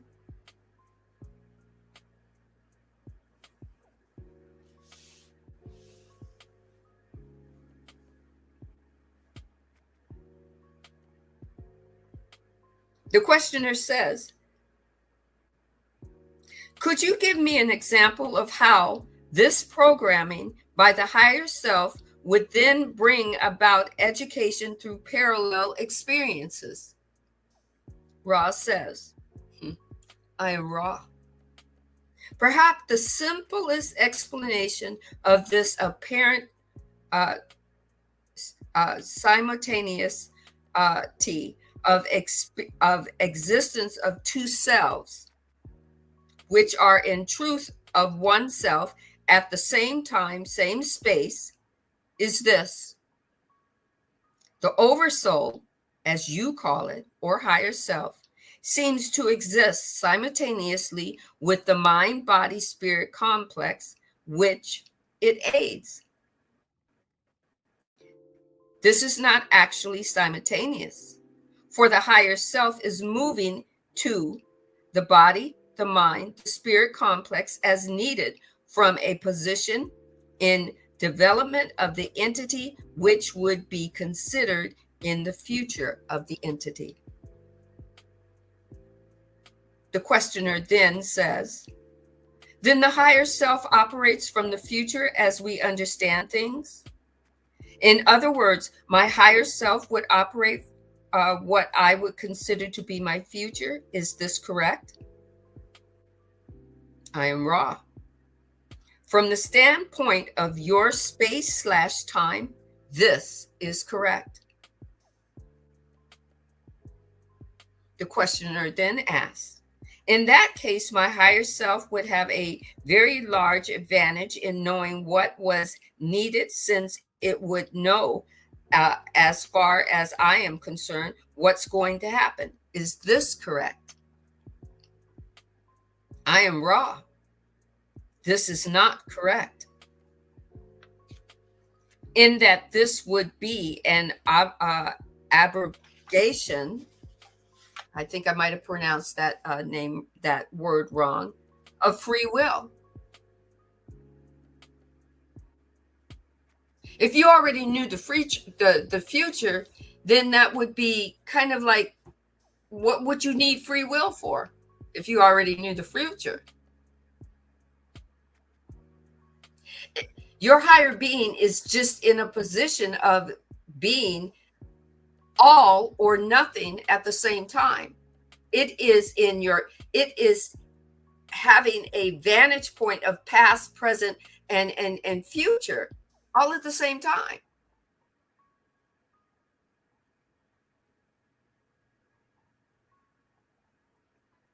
It's us watching ourselves make a choice. It's the dreamer having a dream about dreaming. Can I say it again? It's the dreamer, the divine, having a dream about itself, dreaming about being us. And saying, okay, what you going to do now?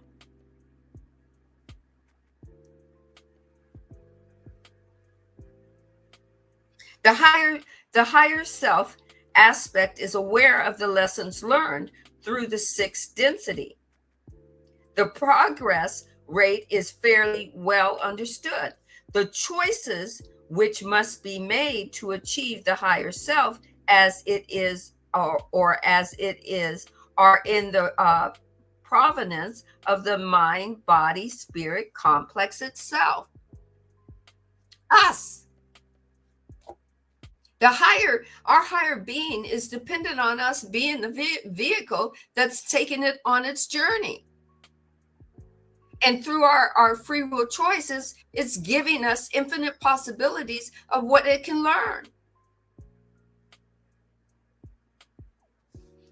The higher self is like the map in which the destination is known. The roads are very well known. These roads being designed by the intelligent infinity working through the intelligent energy. However, the higher self aspect can program only for the lessons and certain predisposition limitations of its wishes. You get to choose. And if you already got some program going on that's not for your highest and greatest good, guess what? Your feelings and your emotions tell you about them, and then you get to choose again.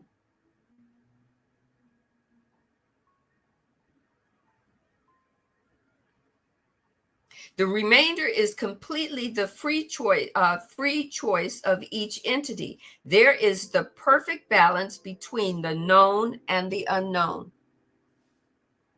Back to you, Marcus. Ooh-wee. I just love this stuff, man. Like, I cannot get enough of it. And I'm over here I with got goosebumps. I got my seat warmer on, the vibrations going. You know, my being is just loving life right now. You know, I always welcome you guys, you know, get comfortable while you're in these spaces with us, you know, get cozy, get your blankets, pillows, burn some sage, get your tea, hydrate well, some snacks, and have a full-blown experience with touching with Ra and allowing this information to flow through you.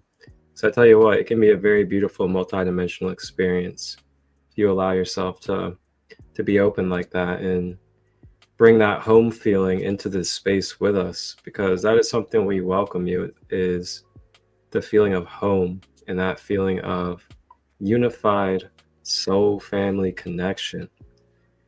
And I have a wonderful, wonderful scripture for us.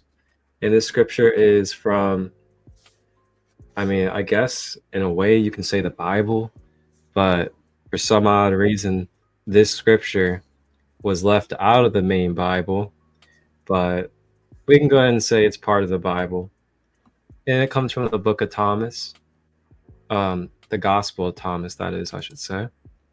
And this is a wonderful, wonderful text where Yeshua is basically giving a little bit of wisdom about, you know, seeing the connection within and without. Remembering that, you know, nobody is above another just because of the wisdom that they are sharing. So I'll share one quote we have here from the book of Thomas, and this is from number 22. And you guys, of course, can look this up anywhere online. The book of Thomas, it's one of the missing Bible books that was removed, along with the Gospel of Mary and a few others. And what he says here is,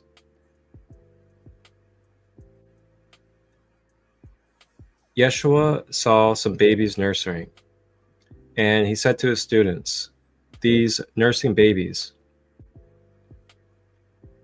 are like those who enter the kingdom. And I'll go ahead and pull this on the screen for you guys.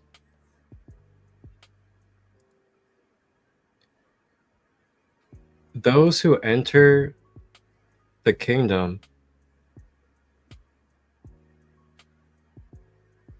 they said to him, then shall we enter the kingdom as babies? Yeshua said to them, when you make the two into one, and when you make the inner like the outer, and when the outer like the inner, and the upper like the lower, and when you make male and female into a single one, so that the male will not be male, nor the female be female, when you make eyes in place of an eye, a hand in place of a hand, a foot in place of a foot, an image in place of an image, then you shall enter the kingdom. Yeshua said, I shall choose you as one from 1,000 and a two from 10,000, and they will stand as a single one. His students said, show us the place where you are. We must seek it. Keep in mind that in this gospel, this is after the resurrection. So this is purely channeled from the higher spirit of Yeshua at this point through these disciples, which is why it says, his students said, show us the place where you are. We must seek it. Because this is when he's channeling through them in his resurrected form, which is his higher light body. So he says to them, whoever has ears should hear. There is light within a person of light, and it shines on the whole world. If it does not shine, it is dark. Yeshua said, love your brother like your soul. Protect that person like the pupil of your eye. Yeshua said, you see the speck in your brother's eye, but not the beam in your own eye. When you take the beam out of your own eye, then you will see clearly to take the speck out of your brother's eye. If you do not fast from the world, you will not find the kingdom. If you do not observe the Shabbat, you'll not see the Father. Yeshua said, I took my stand in the midst of the world, and I appeared to them in flesh. I found them all drunk, yet none of them thirsty. My soul ached for the human children, because they are blind in their hearts and do not see. They came into the world empty and seek to depart from the world empty. But now they are drunk. When they shake off their wine, they will repent. Yeshua said, if the flesh came into being because of spirit, it is a marvel. But if the spirit came into being because of body, it is a marvel of marvels. Yet I marvel at how this great wealth has come to dwell in this poverty. Yeshua said, where there are 3 deities, they are divine. Where there are 2 or 1, I am with that one. Yeshua said, a prophet is not accepted in his hometown. A doctor does not heal those who know the doctor. Yeshua said, a city built upon a high hill and fortified cannot fall, nor can it be hidden.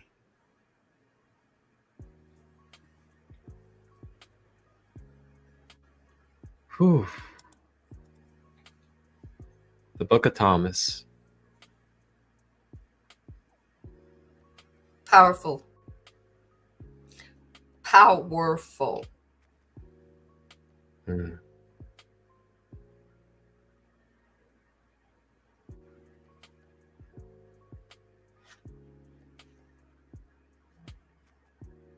Mm, mm, mm, mm.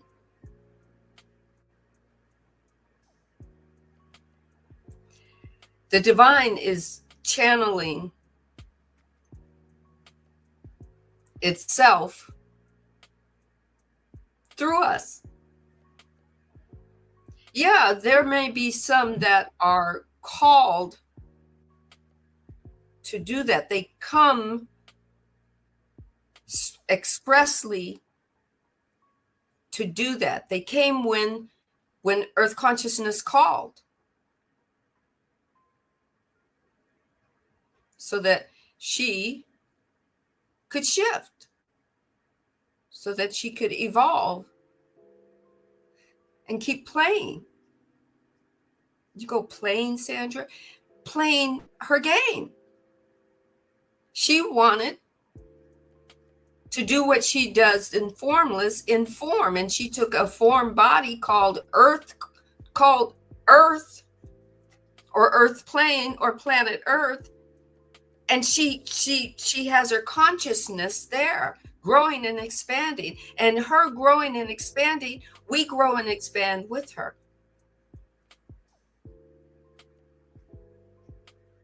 And we were given these human bodies were given the opportunity to come and play on the playground. And guess what? We get to dive into the lower polarity and play there if we so choose. It's a choice. It may not feel good to someone else, but it certainly is your choice to stay in the lower polarities if that's where you want to stay. If you want to play there, you can stay there.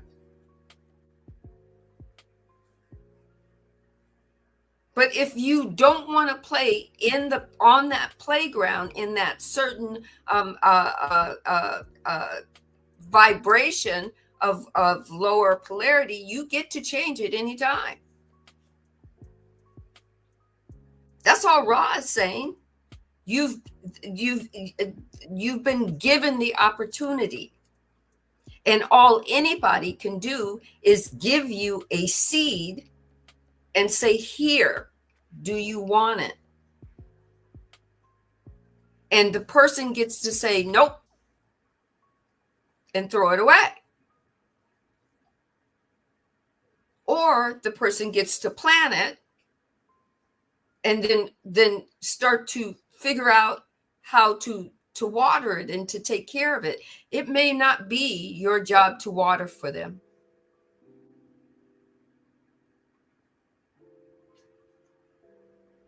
That's all Ra is saying. Ra is saying, I'm going to give you the information. I'm going to try not to usurp your free will or your choices. We've managed to do this where we don't have to walk upon the earth and make you feel like you have to do something. We're going to channel it. We're going to have it available to you. These books, they've been sold. You can find them on Instagram. You can find them on Facebook. In the Facebook stores, the Instagram stores, the TikTok stores. You can find them on Amazon. You can find them you can walk into a bookstore and find these books.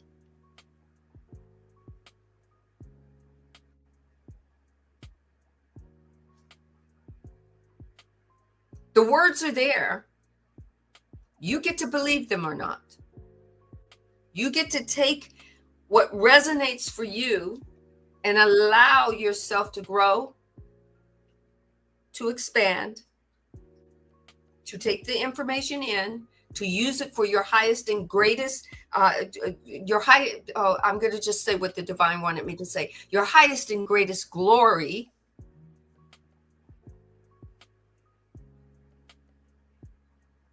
And then evolve as an expression of the divine.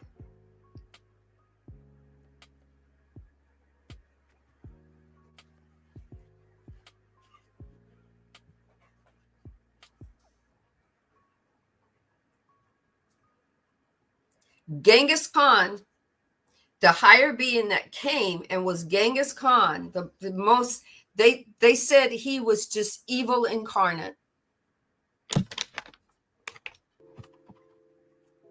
Right? But he came to control. That's what his higher beingness wanted to feel, was control. He chose the polarity, the negative polarity. Not just body and mind, but higher being. Why? Because the higher being had the opportunity to choose that. That was part of how they were going to experience and express themselves.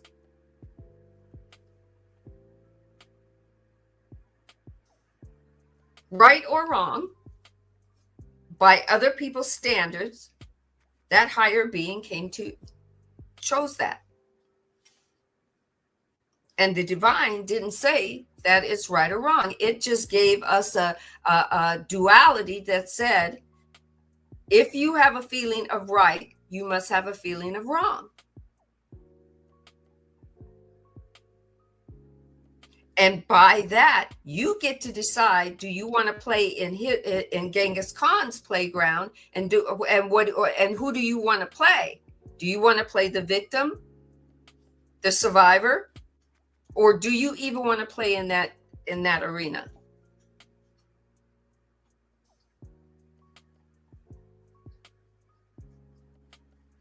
Now, we're talking about it as if it's part of our past, but there's another dimension where the higher being got to play that out. that playground is still active in another dimension. Take what resonates, leave what doesn't. Infinite possibilities. The all and the nothing.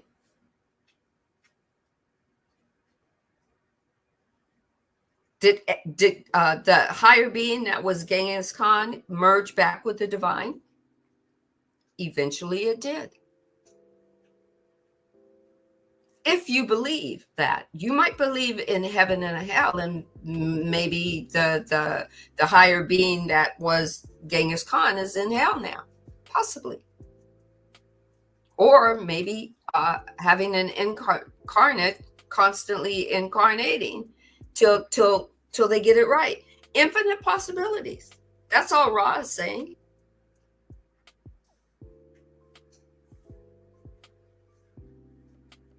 Take what resonates, leave what doesn't. Back to you, Marcus.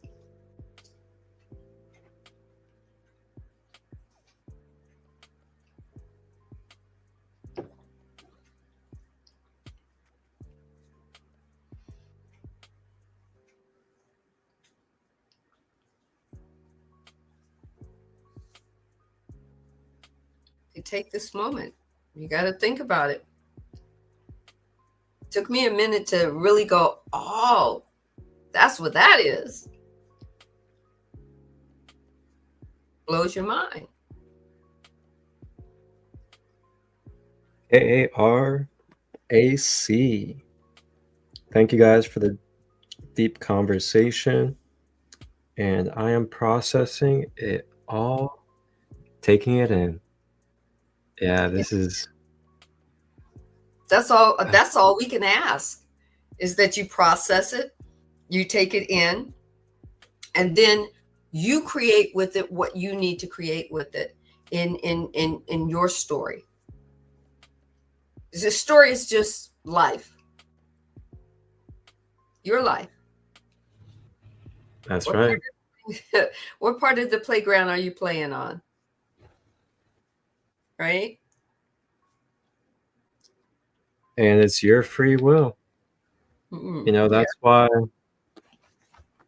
me and Sandee, we don't really, we don't feel the need, we don't feel the bother to try to make you do anything or try to judge you for what you're being and who you are, because we all have free will choice, including ourselves and you. So with that being said, it's it's a very beautiful and powerful thing. It's as powerful as it gets in this existence with free will. And with that, it's like that understanding. It's like, man, I really do love unconditionally, because no matter what degree of choice or experience that someone else is moving through, they're just like me, as in the sense of, if I'm aware of how powerful I am and my capabilities, and that I'm able to transmute and alchemize, go through pain, but overcome it, go through challenges, but overcome it, go through what feels like loss and death and separation and all these different things, but still be able to find myself and find love and be able to create and do beautiful things, then I'm going to believe that about you as well. And that's how I am. That's how I operate, is if I see that in me and I believe that I can do that and I am doing that, then I see that inside of you as well. And that's how I want to treat you, is someone that's capable, someone that's able to obtain consciousness when it's shared. I mean, to whatever degree it naturally resonates for you. And that, you can be given a little bit of space, a little bit of cushion from me feeling like I need to break my neck a little bit to tell you all this stuff about knowledge or feel like you need to wake up fully now to this degree in this way. But no, just to remember all of this, remember our connection of oneness, our experiences of free will, and that you're capable and able to shift through your experiences. And yeah, maybe sometimes it takes a little bit of time for you to shift out of that experience. But I still have a trust and belief in you that at some point you will. And not only will you, but you will due to your own free will of choice. Not because of me telling you, not because of Sandee reading the book to you, not because of your parents or your brother or somebody in your community telling you and trying to make you, but out of your own free will. And out of your own free will whenever you have the experience that triggers that for you. And that's the beauty. That's the beauty of the journey right there, is that we will always find that way in some type of way. And for some, it's always. For some, it's always. Right? For some, it's always. I love when spirit flows like that. The rhymes. So me personally, I do have to go. I could stay here and we could just bounce back and forth between book 1 and book 2. But my dog is saying, if you don't want me to have an accident, right? But and he's being patient. He's a good guy. I'm going to read from here. It's called the Masters in New Energy.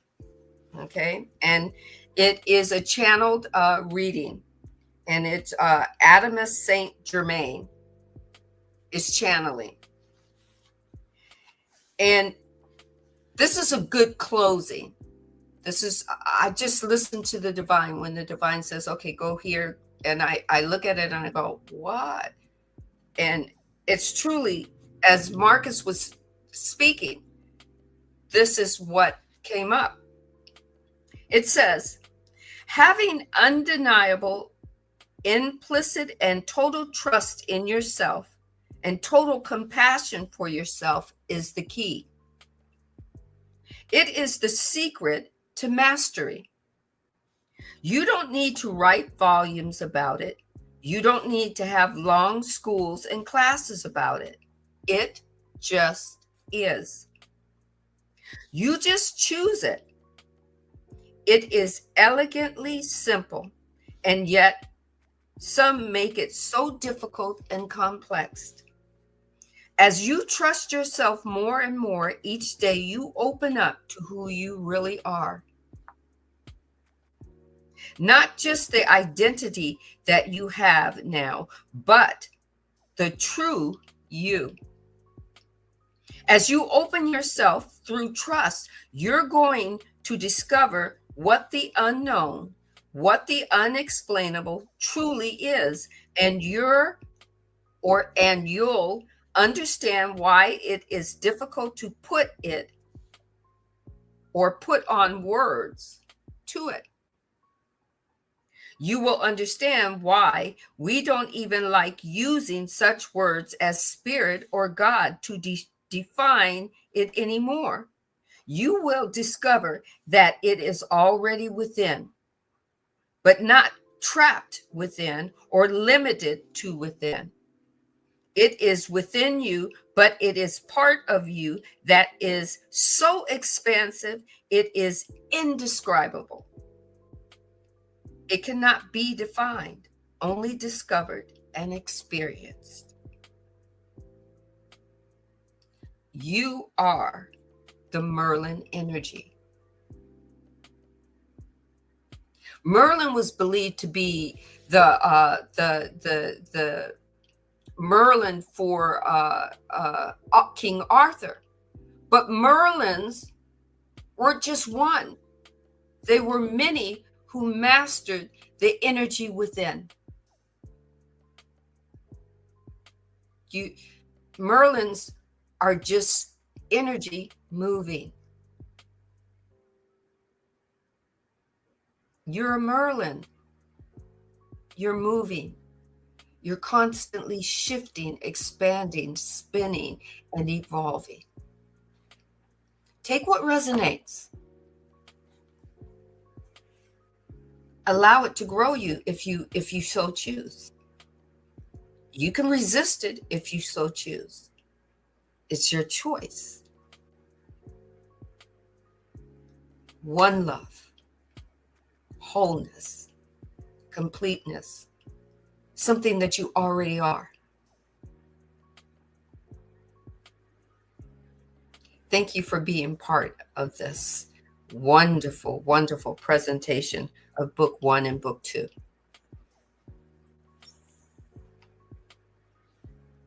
Get ready for Book 3.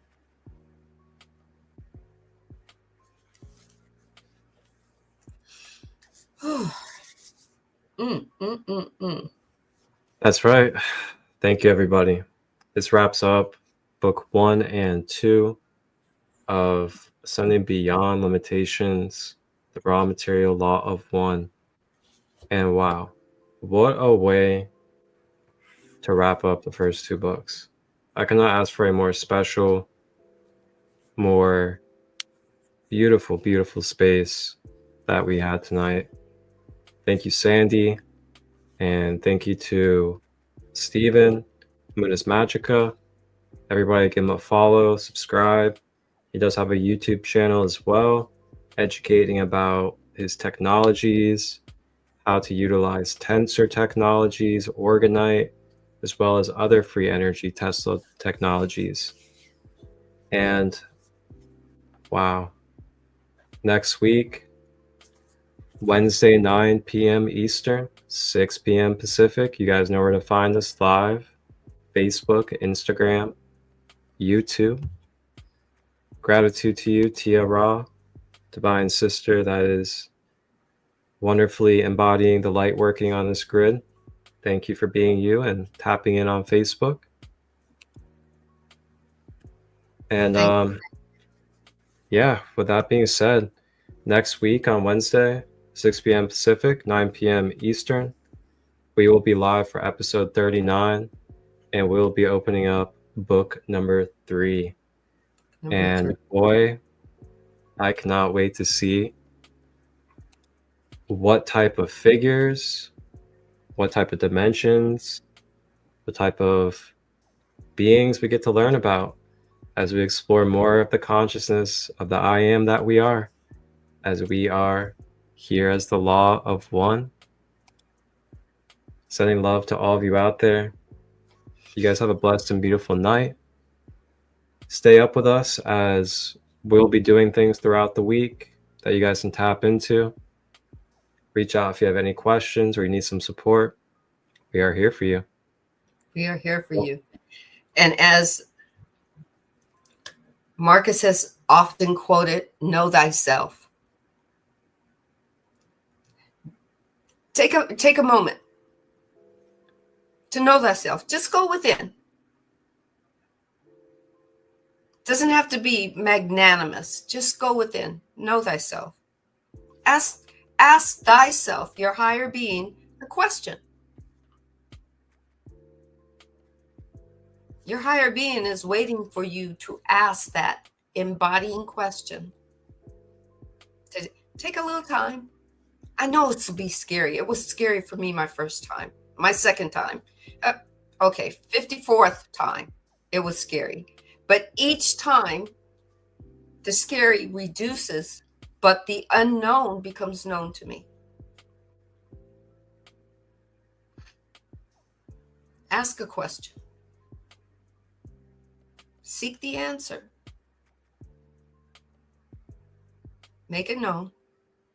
And then ask again. Life isn't doing anything to you. It's doing simply everything because of you.